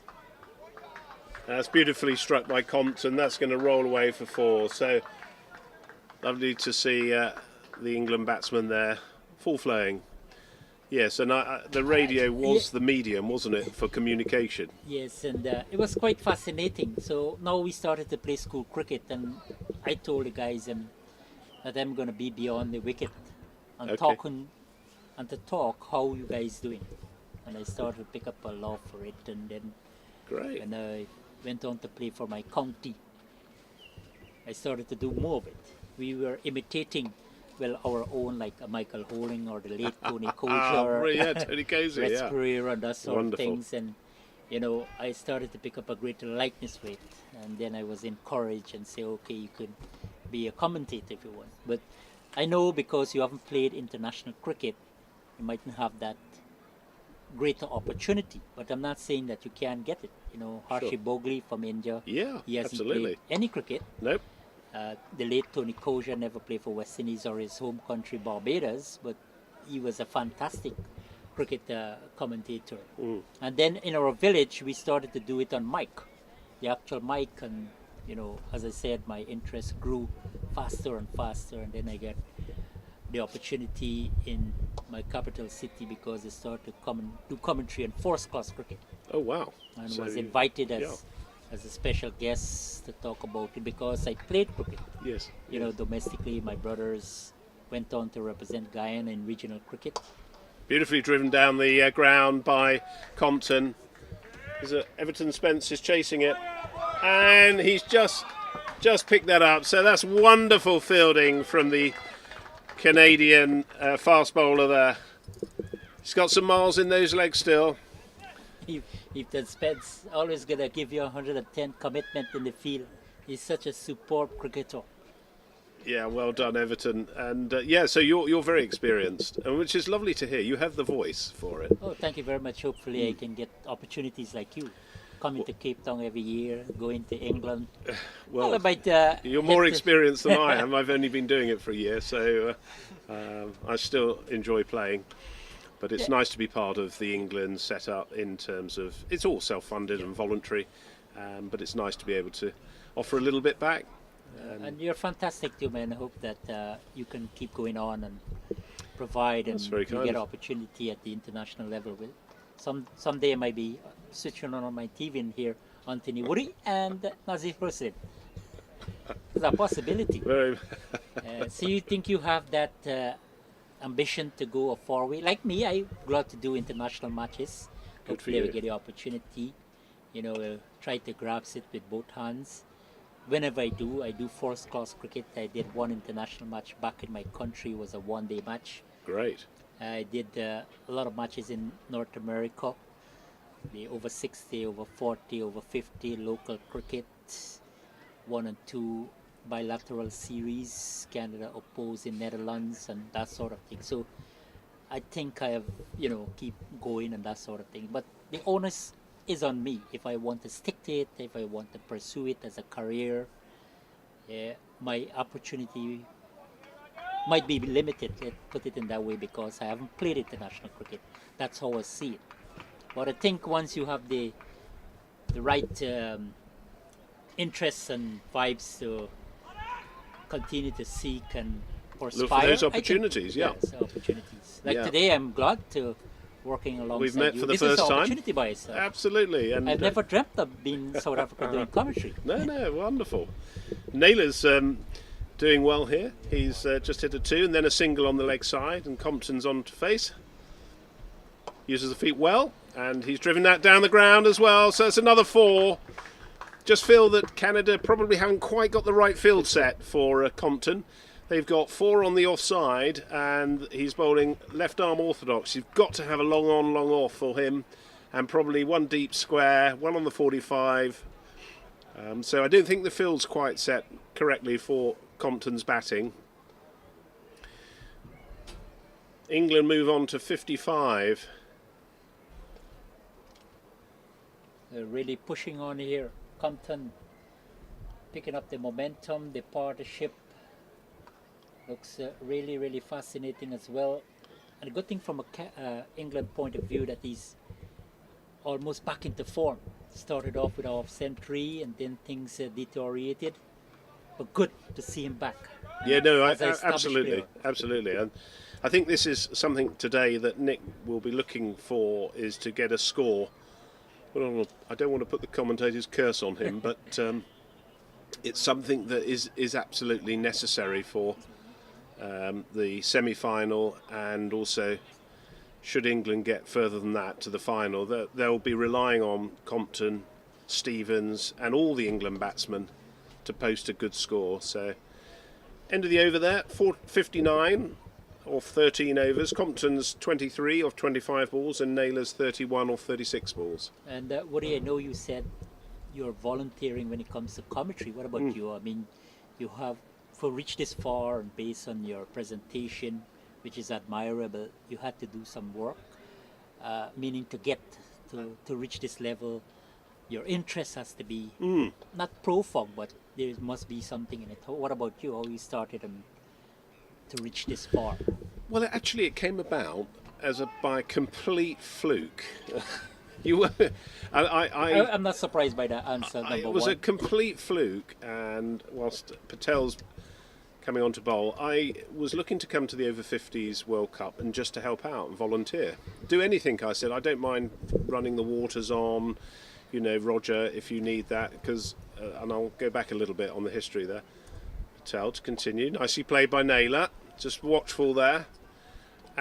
Roger Moult and I know each other for about 10 years, who's the chairman of the organising committee here. Great. I'll come back to that story in a minute. That's good lines from Patel. Nice. That's a lovely shot there from Naylor. Just got over the top of that, leaned into it, and there is a man down there at long on. Anyway, Roger brings, we've kept in touch over the years, and I said I was just looking to come out, and this was to the Over-50s World Cup, and help out. And he said, well, do you fancy doing a bit of commentary? I said to him, you're joking, aren't you? Surely you're joking. The opportunity comes up. And he said to me, no, we're looking to get people who know about cricket, and we're going to have live streaming through Pitch Vision. There we are. That's nicely played by Compton. No rush there. Plenty of time. And I said, well, I've never done it before, but I'd love to give it a go. So I did a little bit of research, got to know some of the England... I knew one of the England players, which was Richard Trotman at the time, through Gloucestershire, the county in which I live. That's nicely swept. That's going to be 4 runs. So that's a glorious shot from Compton there. 4 runs over the deep square region. And anyway, just one thing led to another, really, Ravendra. And I got involved. I made my own way down to Cape Town, and at short notice I got to know the England team, who are a fantastic set of guys. Really, you know how it can take a little bit of time, can't it, to get to know players. but they took me in straight away, and through their manager, Peter Ryder, I felt very much part of the whole team. That's just a single there to Compton, so that's the end of the over, and it's 65 for 1 off 14. And anyway, it went from there. So my first ever game was at Western Province, and I've never commentated before in my life. I did lots of research, as you know. There's a lot of research you have to do, especially if you don't know the players. Yeah. And the wind was howling down the ground. If you can imagine, from where those flats are in front of us, it was coming down. There was like 60-mile-an-hour wind, and there was paper flying everywhere. The marquee that we were under was just being blown away, and that was my introduction to commentary, and it was quite off-putting. And I thought, what have I done here? I've got another 8 games to go, but I've thoroughly enjoyed every moment, and I would recommend anyone out there, whether you're doing, your club commentary, or if you want to get into commentary, have a go. It's just like anyone who's been a player, you can do it. You can do it. That's nicely dabbed down to third man. No second run there. You can do it, and there's so many more clubs nowadays streaming games. So I was just talking in the interval to one of the Green Point players here, who runs the pavilion, and he still plays cricket. And they do live streaming. They use another system, but there's a lot more of that, and they haven't got someone who commentates. So if you like commentating, you love cricket, get involved. It really is enjoyable. As possible. And another, as you said, you would like to recommend to people, I like to make this recommendation to do as much commentary you can do, because when I started to get the opportunity, I even go to club cricket and do it regularly, and I think that has been instrumental in my commentary to date. Good. And I'm telling you, about 10 years ago, I know when they called me up to do first class cricket, I had a sleepless night. What am I going to say tomorrow?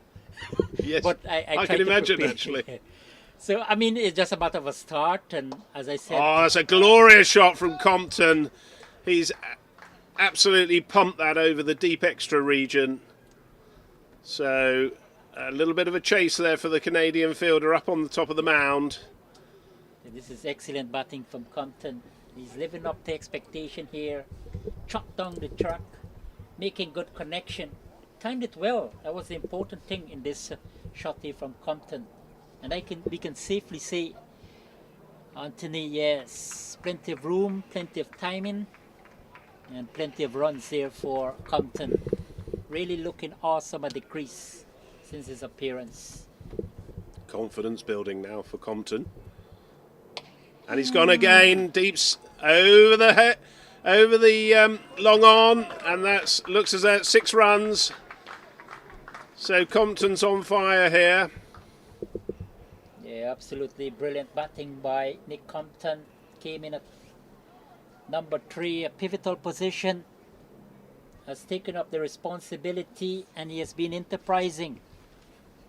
He certainly found the gaps in the field very nicely, and he's clearing the boundary. He's looking for the gaps as well. I can see the field. Obviously, we're still in the first power play, so only 3 out. That's off the back foot, just a single. There is a man there to throw to the non-striker's end.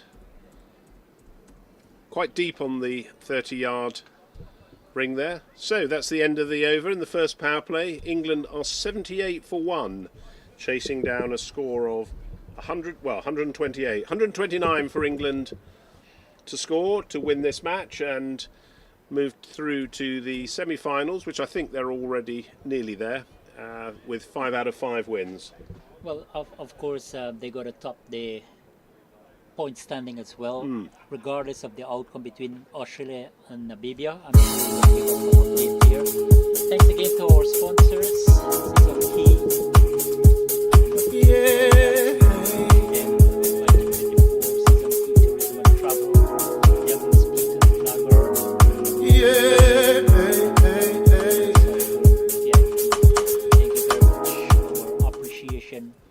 Goes out to you guys for your continued support and Apex.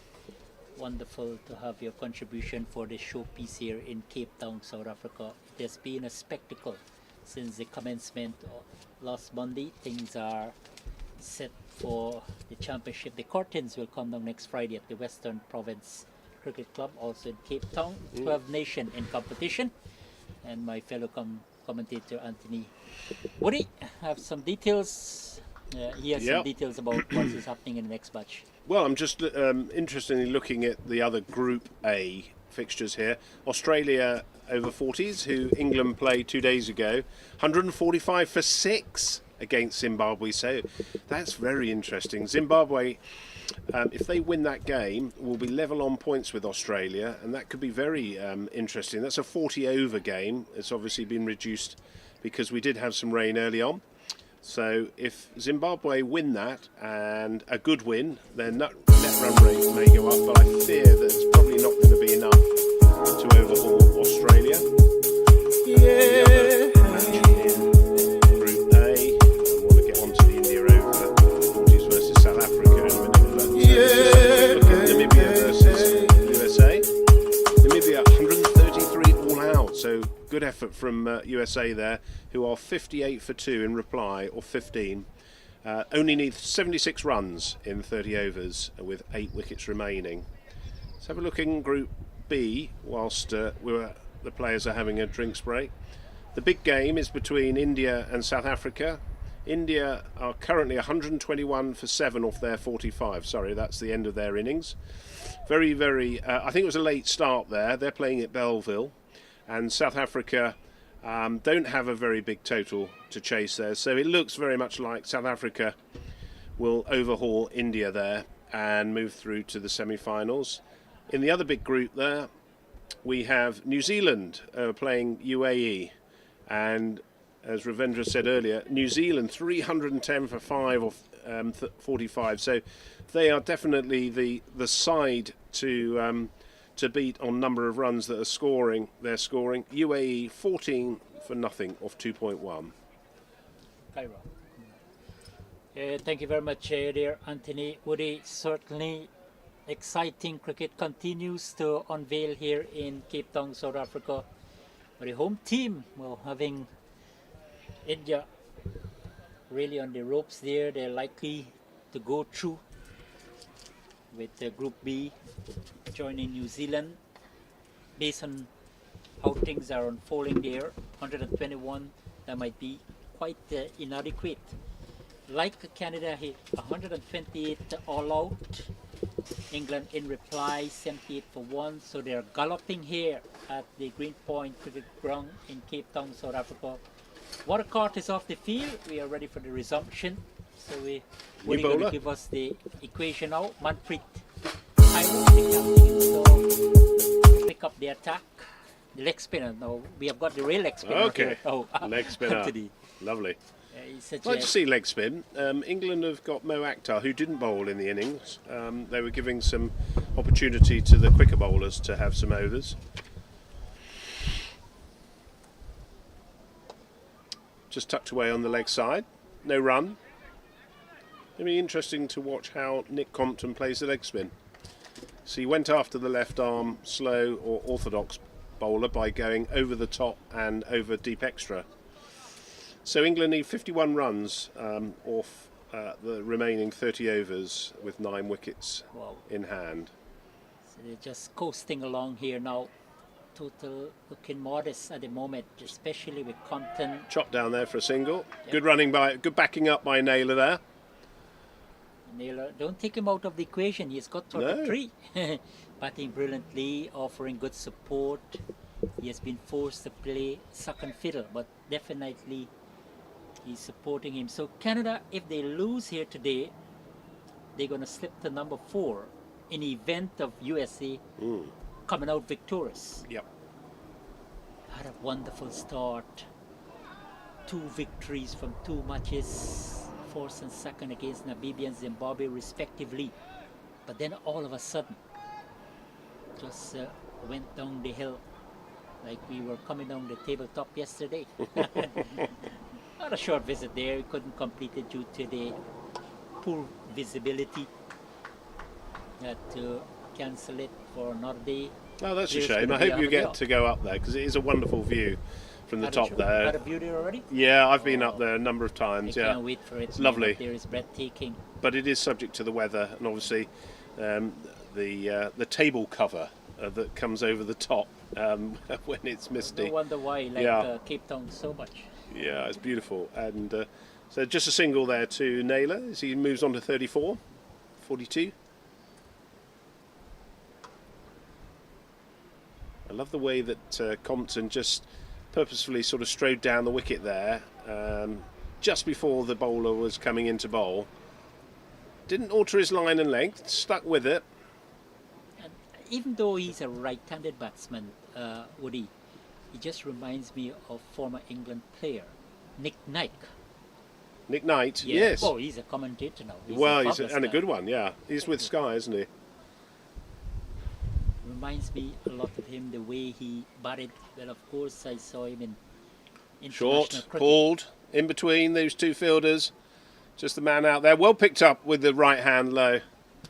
That's not easy. I can tell you after about 5 games in 7 days, the players are getting quite tired and stiff, even at only 40 years of age. Injuries as well come into play. Injuries do, absolutely. So that's the end of the over there.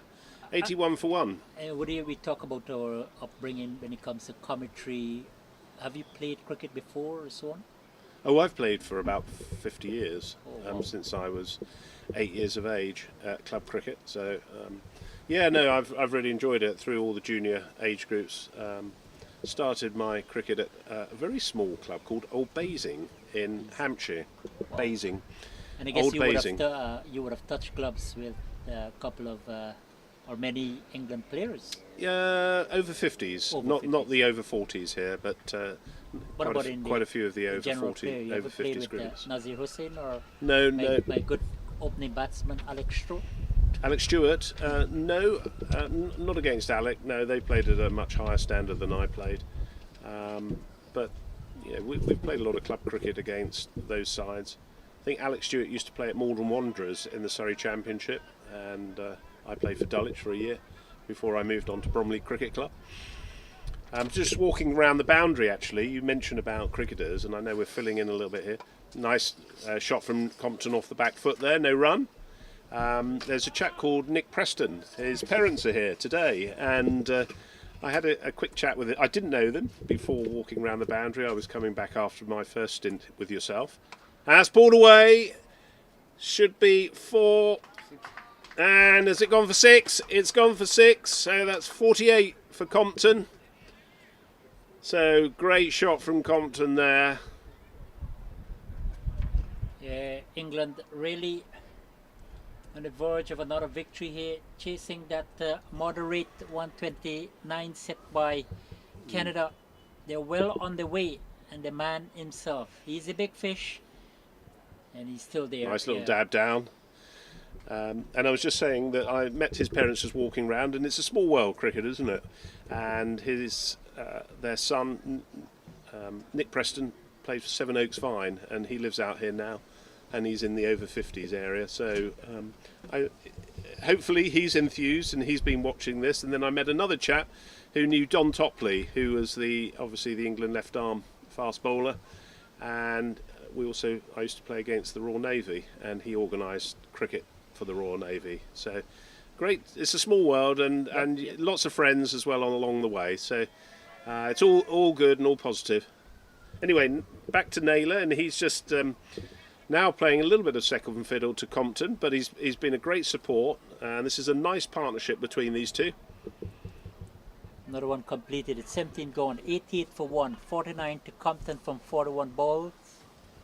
And his partner Naylor, as Woody said, that he's been very supportive on the other side. He's got 34, making an impression for himself as well. So England well on their way. They will remain at the top once emerge victorious here today at the Greenpoint Cricket Club ground in Cape Town, South Africa. We are coming to the conclusion of round number 5, the 5th in the preliminary stage. We'll take a break tomorrow. We'll come back on Tuesday for the semi-finals, and then another break on the Wednesday I guess Woody will be heading up the hill, and things will resume on Thursday, and the curtains will come down on Friday to what have been a fascinating and enthralling showpiece here in Cape Town, South Africa thus far.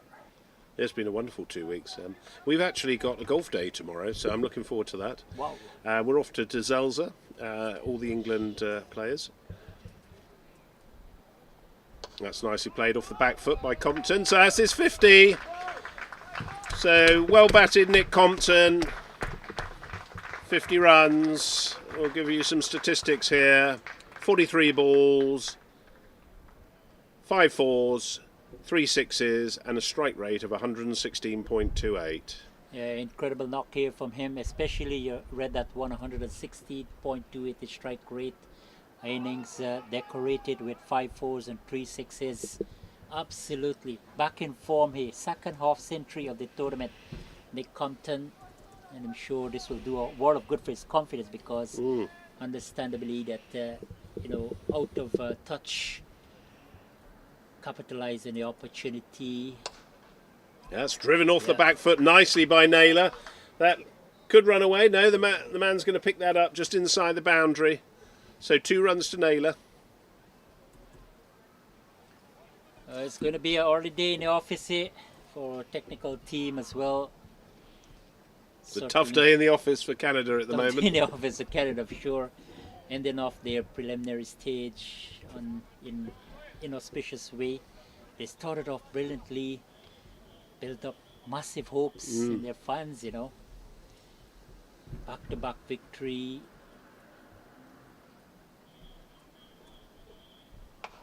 Again. Not to take away anything from United States of America, their North America neighboring country. One would have anticipated a victory from Canada based on the first 2 match performances, and USA was yet to win a match. They were winless at that juncture of the game. So there's a man down there. It's just going to drop short. He didn't dive for that. It just dropped before him. But I think there was a couple of drop catches, weren't there, in the game versus the USA, which certainly I think the batter who got a lot of runs was dropped, wasn't he? So that's obviously not going to help the cause. Yeah, exactly. I think, and that has been a downfall for Canada in their first 2 matches, and against USA, the Centurions, Zishan Mohammed, played brilliantly, but batsman dropping is not in the book. The runs in the book. Absolutely, and 103 not out. Absolutely. Magnificent innings from him. Really, took it away from Canada after they were at one place, precariously placed at 40 for 4, thanks to Ethan Spence. I think Spence had 2 more overs. He might have created the impact, but he only, from his allotted 9 overs, really set it up nicely for Canada. And the spinners, which I think came on in abundance too, should have continued, but take it away from Mohammed. He highlighted the day with that century. Oh, so Patel's come on from the far end now. Yeah, Patel. Shailesh. Yeah. He's one of the heavyweights in the Canadian team, so a lot is expected from him. Bowls a nice length there, and good line. But no doubt England, they are really cruising along here towards that 129, over number 19. Plenty of wickets to come, plenty of overs, plenty of time. And these two really putting up a nice partnership here. It has been dominated by Compton. It's played off the legs. That's a single there to Naylor through the mid-on region. And this now is 77 runs for the 2nd wicket by these two. Wonderful partnership. Good partnership. Terrific batting here by these two. England need 37 runs in 26.5 overs.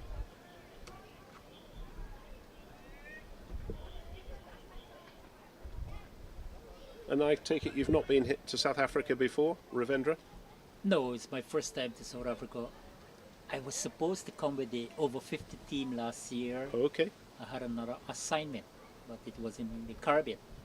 your favorite place, My Barbados. absolutely. Well, I'll find out in the, at the end of March.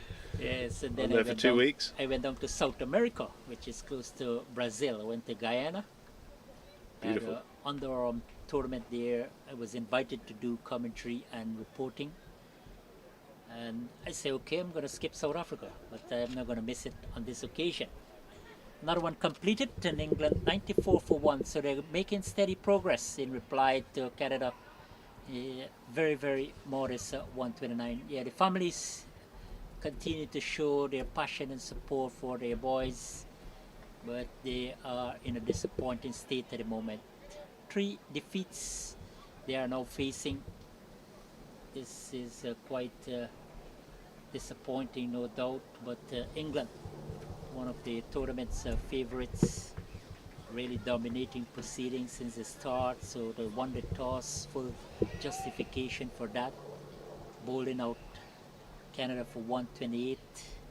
Splendid job by the bowlers, the Seymours in particular. So I think Darren Stevens definitely is pleased with that kind of display. That's a nice little ramp shot there from Compton. There's going to be 2 runs there. No need to run anyone out. Steve Naylor, call back by Nick Compton there. And we talk about the structure and the consistency of over 40 cricket. What is next for England when it comes to the over 40 cricket? Yeah, they're going to return to England, but then I'm asking the question because there will not be a over 40 World Cup in 2 years' time, which is quite or relatively or considerably a long time from now. But what next for England? Yes, I think it'll be interesting to see where they, which country is put forward to host it. I think they will just continue to build on it and introduce more players. I'm sure more players will come forward from their respective clubs, and I'm sure that it'll be a very transparent process that Chris Mays and the team will set up to introduce more talent, and obviously those that are at the later end of the 40s will hopefully go on and play 50s and provide Peter Ryder and his team with more players, and then bring in some of the lads that are 39 now, 40, and they can represent their country as well. So as I said earlier, it's a great opportunity for the guys who've not played for their country to come and do so, and I would really recommend that this is a great way to meet new people as well. Both in your own country, but also in other countries, and friendships for life. Well, hopefully, from a Canadian point of view, I'm not an administrator, but as a journalist and covering cricket extensively in Canada, I would like to see when they go back, they will still be in the winter season, so they have a long time for the resumption of cricket till in May. Interestingly, to see how cricket council master will pick up from where they left off here, keep them encouraged. They might start to focus on the over 50 team, start to prepare for the over 50 World Cup. But what is happening here is a revelation about Canada over 40 cricket. And as you rightly said, Woody, that you want to build on it. That is crucial if we're going to come back 2 years' time and put up better competition, able to advance to the next stage, able to match our skills against some of the favorites, some of the more established countries. Yes, so I think that should be the plan. That's the challenge, it's just a isn't matter it? of execution. Yeah. That is a challenge, and it's a challenge as well with young families, and as you said, the geographical.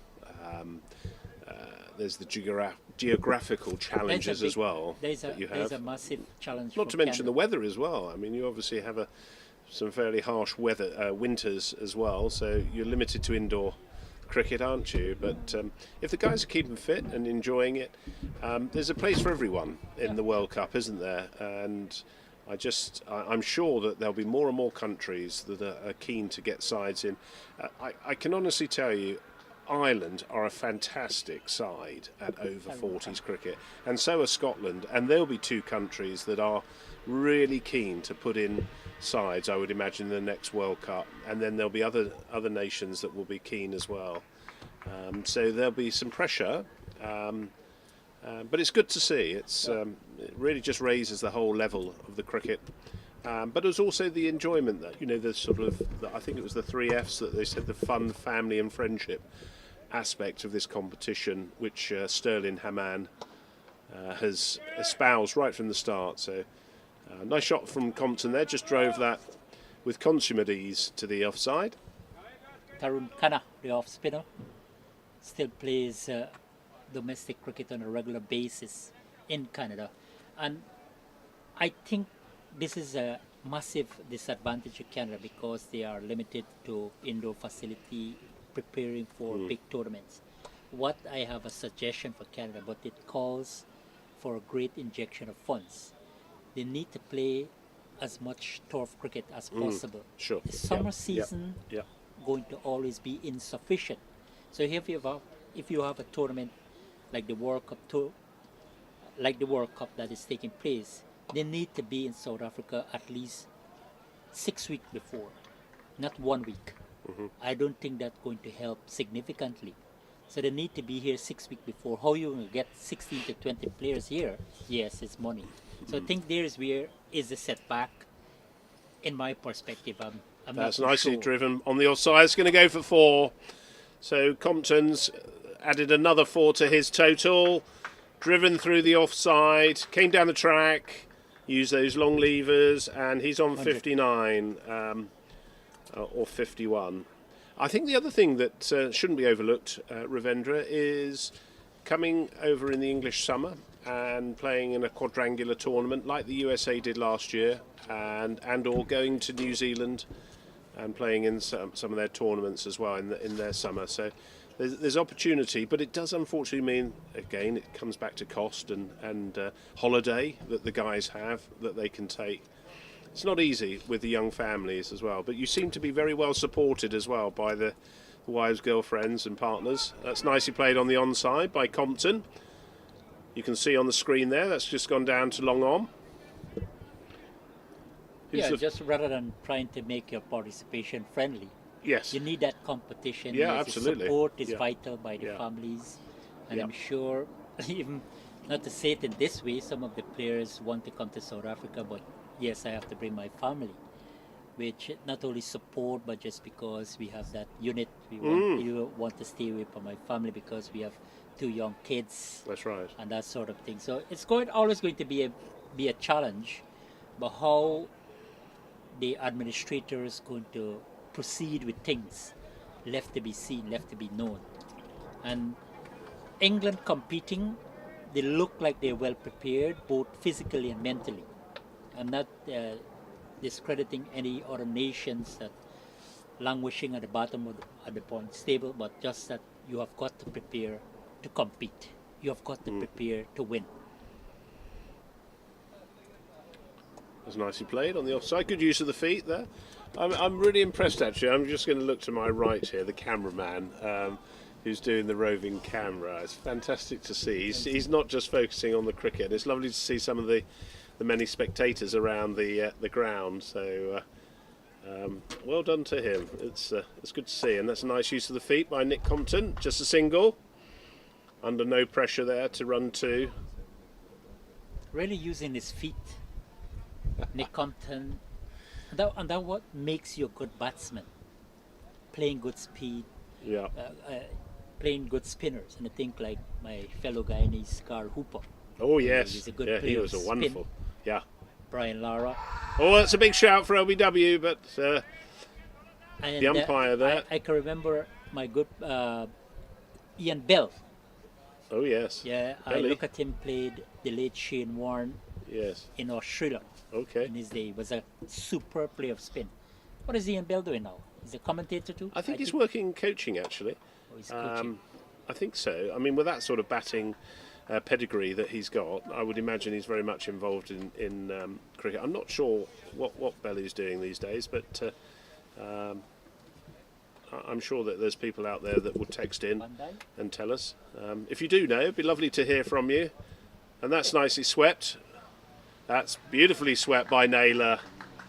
These two putting on a really good partnership. That takes Naylor on to 43. or 59, so it'd be lovely to see him get a 50. And we'll just give a little shout out, if we may, to our Pitch Vision technical team. We've got Bandil, who's the producer, who I've met through the Over-40s, and delighted to meet him again. A very nice young man who is doing a great job getting it all set up here. And Kulsum, who is the scorer. Thank you, Kulsum. And Shuaib, if that's pronounced correctly, who's doing the roving camera, and he's given me the thumbs up for that. So I've done something right today. Nice, quick single there. Not too much urgency in the Canadian field, but they obviously feel that the writing's on the wall here for them. So thank you, ladies and gentlemen, for your hard work and putting this all together. We're really indebted to you and to Pitch Vision. It's Johan and his team that have done a great job. Let's not forget some of the sponsors. You can see like Vita 24 there, and I think we've also got Sisonki Tourism and Travel, Devil's Peak Lager as well, and Softphone VIP. It's great to see you. That's the England sponsor. I'm never quite sure whether I'm allowed to mention other sponsors, but I'd love to be able to mention that one. Anyway, Naila's on to face. We'll get some more ground shots for you, but I remember coming to this ground 1992 when Bromley were out here, and that's just played onto the onside, and there were no buildings at all across there.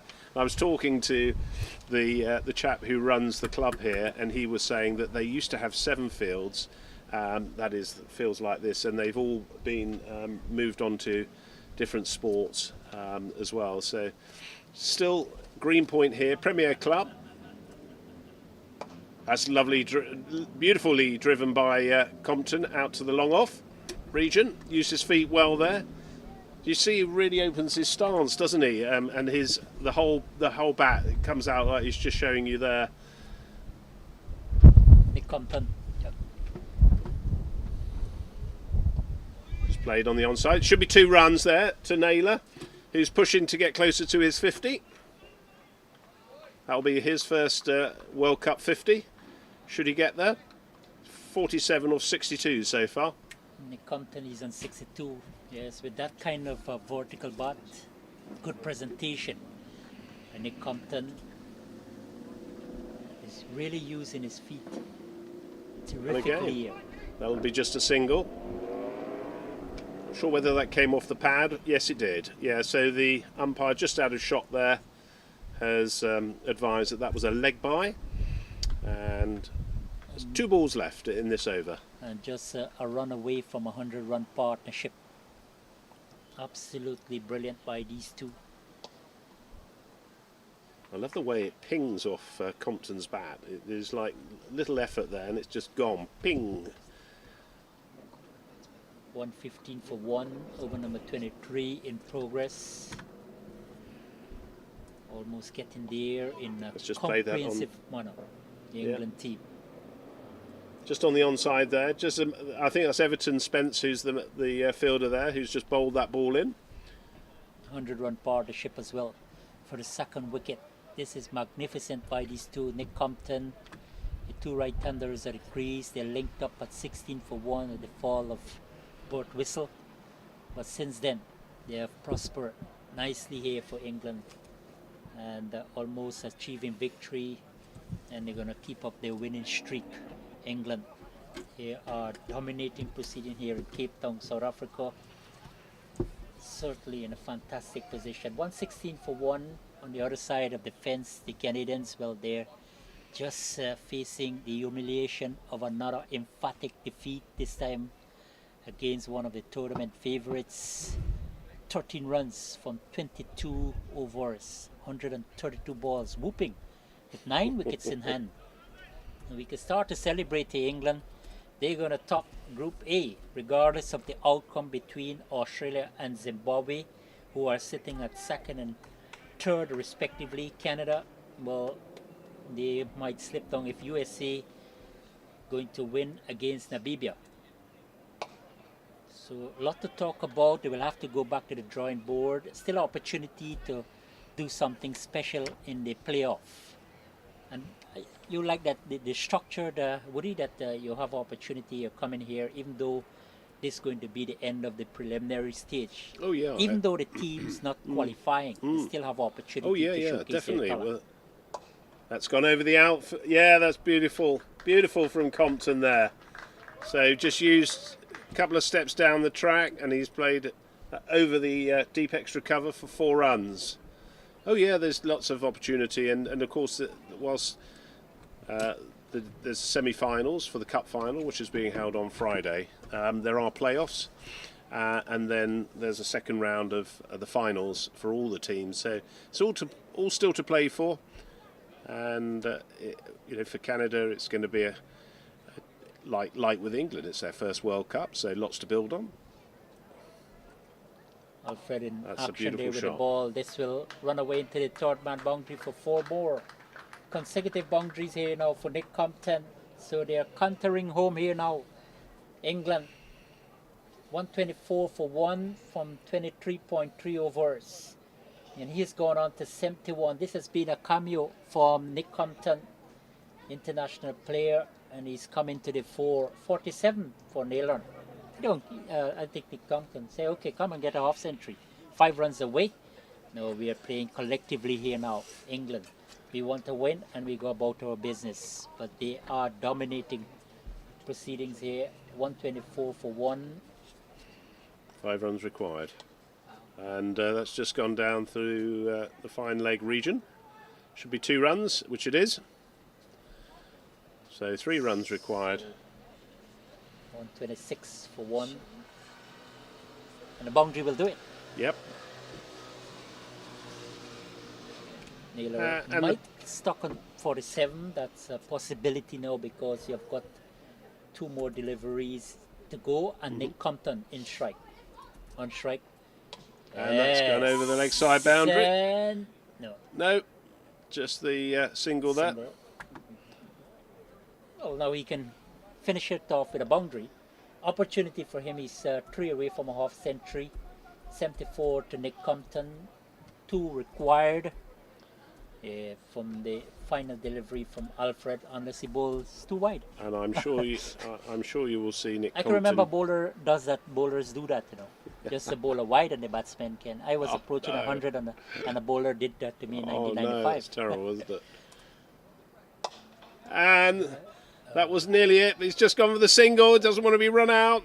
So Naylor's got the single there. He's gone on to 48. And that's the end. So, and the end of the over. So he's still on strike and got an opportunity to get a 50, which will be wonderful for Naylor to get his first 50 for England and in the World Cup. Well, the Compton is 74, and had England had got a total of 250 or so, he definitely would have scored a century. The way he looks at the crease, very compact, fluent, batting with a great degree of confidence, more authoritative now. Nick Compton, big name cricketer, international experience, and he has come to the 4. 1 for victory for England, and they're going to have the start of over number 25 to be bowled by Tarun Khanna. 48 to Naylor. Let's see what he can do to achieve a half century.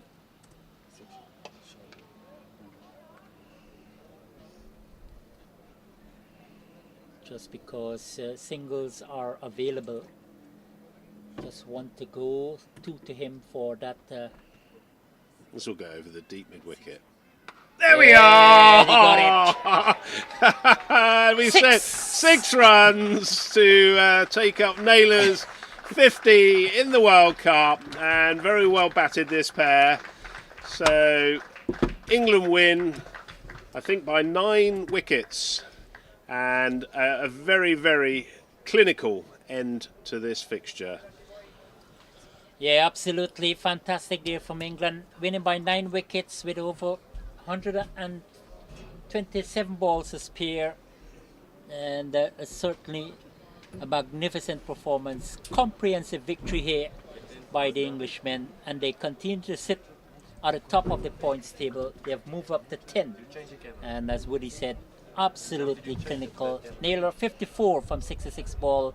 Innings characterized with 4 fours and a 6 strike rate of 81.82. But the player of the match, Nick Compton, 74 from 63 balls, 8 fours and 3 sixes. His innings punctuated with absolutely fantastic chase. A target, a meager one, set by Canada, 129 from the allotment of 45 overs. In the bowling department, nothing to shout about. 1 wicket for Efton Spets for conceding 21 runs from 4 overs. Yunus Anwar, quite economical. Patel, a lot depended on him before the start of the innings. Rajesh Vitil, quite expensive. Captain Manpreet Kaira, the leg spinner, wasn't up there. Tarun Khanna, the last man bowling that over, and Godwin Alfred, just a solitary over. Nothing too fantastic or enterprising. And a partnership of 120, 118 for the second wicket. Quite phenomenal in the context of things. So superb victory there for England, and they marshal on to the semi-final, which starts on Tuesday. The players will be off tomorrow. Shake hands to conclude proceedings here. Woody, certainly what a day for England. They started off right, calling correctly at the toss. Captain Darren Stevens invited the opposition to take first strike, and since then they started to dominate proceedings, limiting Canada to 100. In fact, bowled out Canada for 128, and in reply, the batting was absolutely terrific. Yep, it was, and very nicely summarised, Ravendra there. So England players delighted with that performance. Well done to Canada though, put up a good fight. I think the undoing was those early wickets, unfortunately for Canada, and that vital run out that Simon Birtwistle affected right at the start. So they'll be delighted with that. We're going to wrap up now. Thank you for listening and for viewing. And England should be, I would imagine, here next Tuesday in the semi-final versus South Africa, who look reasonably sure to be coming through into the semi-final from the other group. And that's before the big one, which is on Friday, the cup final. And so either of those two teams, if they get through, will be showcasing against New Zealand or Australia, who look the likely other semi-finalists. So from us, from myself, Tony Wood, and from my co-commentator, Ravendra, we would like to thank you all and wish you the best until we are able to commentate for you next time. Thank you all.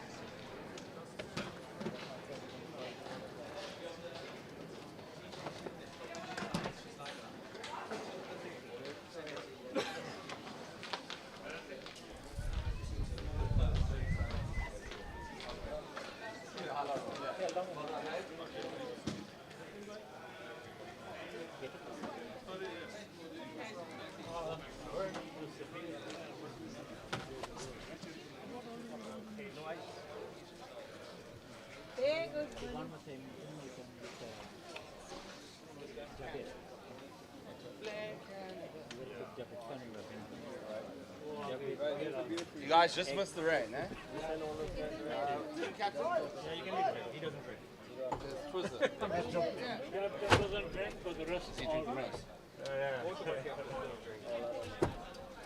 We make up for the captain, but don't rain.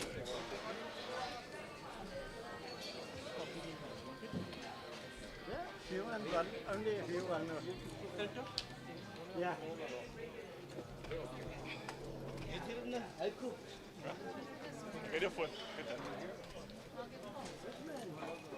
So many, everything of the club. The chairman, the treasurer, it is everything. Let's tell us that one. No. Alan Jones.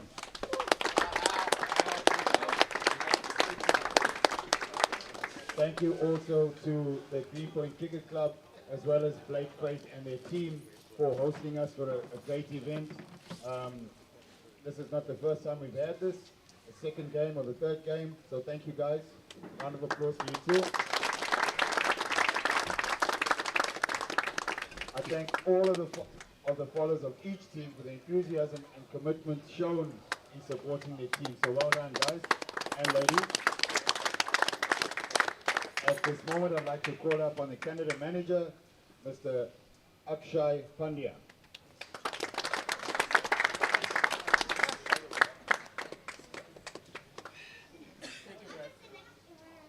Thank you, everyone. First of all, congratulations to Team England for a fantastic performance today. On behalf of Canada, I wish you good luck for your semi-final and your onward journey. So it's a Canadian tradition. Whenever we go, usually we always recognize the clubs who are hosting us, because without their effort, this kind of event cannot be possible. So I would like to request that to come here for a small memento from Canada.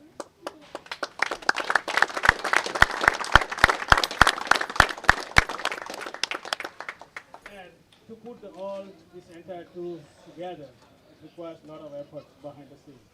So I would like to recognize the effort of my counterparts from England. Chris Miss. There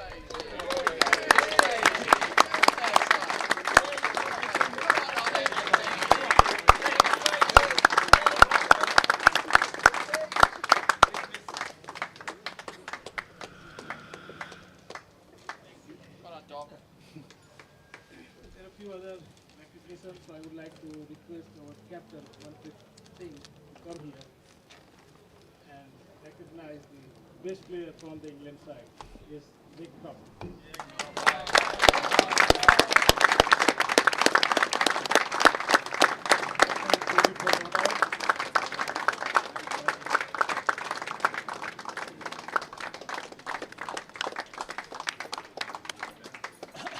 I would like to invite Tarun Khanna to recognize both the umpires, Jatin and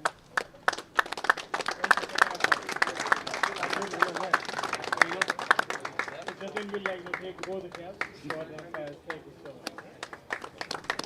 And last but not least, I would like to invite our skipper, Vinay Kumar Devishetty, to recognize two other individuals. Congratulations to the Indian team. Wish you all the best going forward. Before I present this to two key people, I would like to share a story from my life.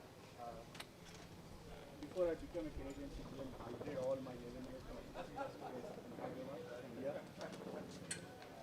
As was the norm in those days, any touring site coming to Hyderabad would play a site next. It's the first class case in Hyderabad. So we South Africa played a site next to Hyderabad. And everyone in the team was more worried about the crowd. And after seeing what I do, more closer. Mic closer. Mic closer.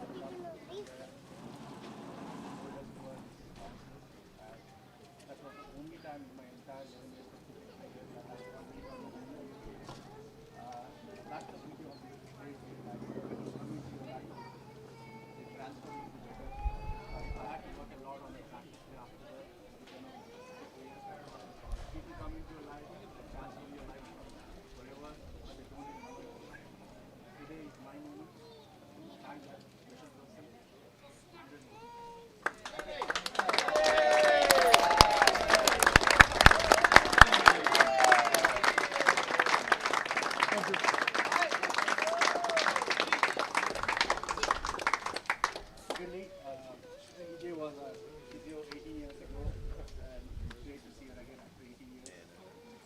everyone in that team is still a big fan of you.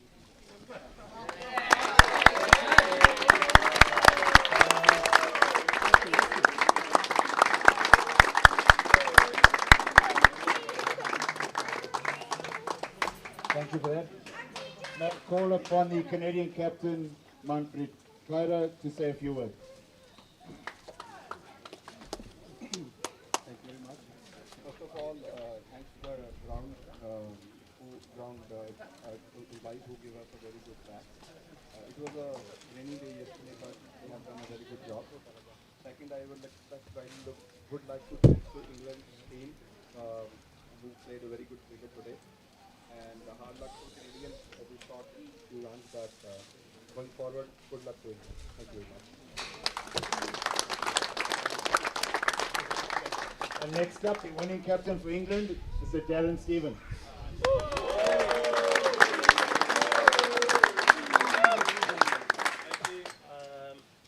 Thanks to the Canadian team. I think we got the best of the conditions. I thought this morning was a bit of rain overnight and a bit damp this morning. So I'd like to say thanks to our lads working the bowlers. Thanks very much to Greenpoint Cricket Club for the beautiful setting. With the weather yesterday, I thought you did a great job with the pitch. And yeah, just wish you all the best in the future. And lads, let's keep going again. Thank you. Next up, I call on the umpire, Jaitin Kavya.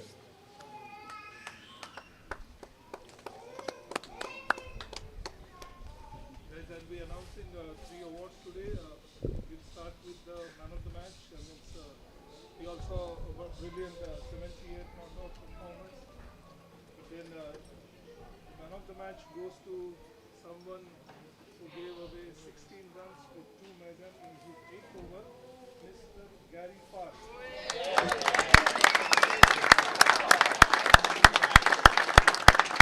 I will request Shaheen David's Western Province liaison officer to handle the process.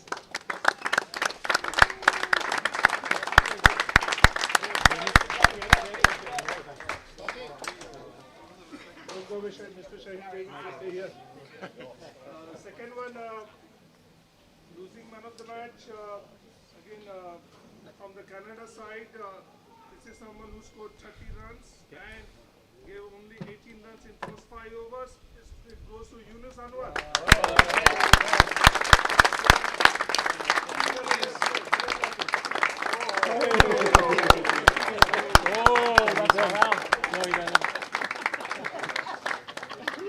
Everyone else is getting a fix nuts.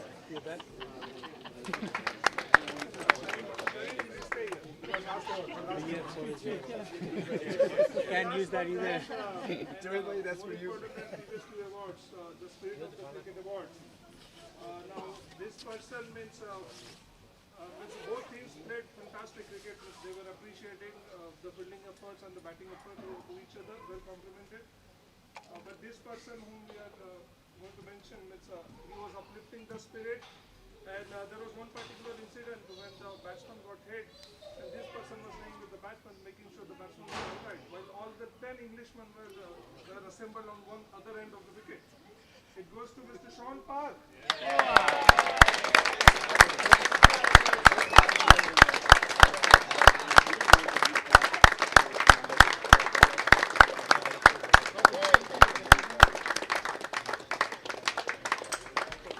Thank you. I'll hand it over to the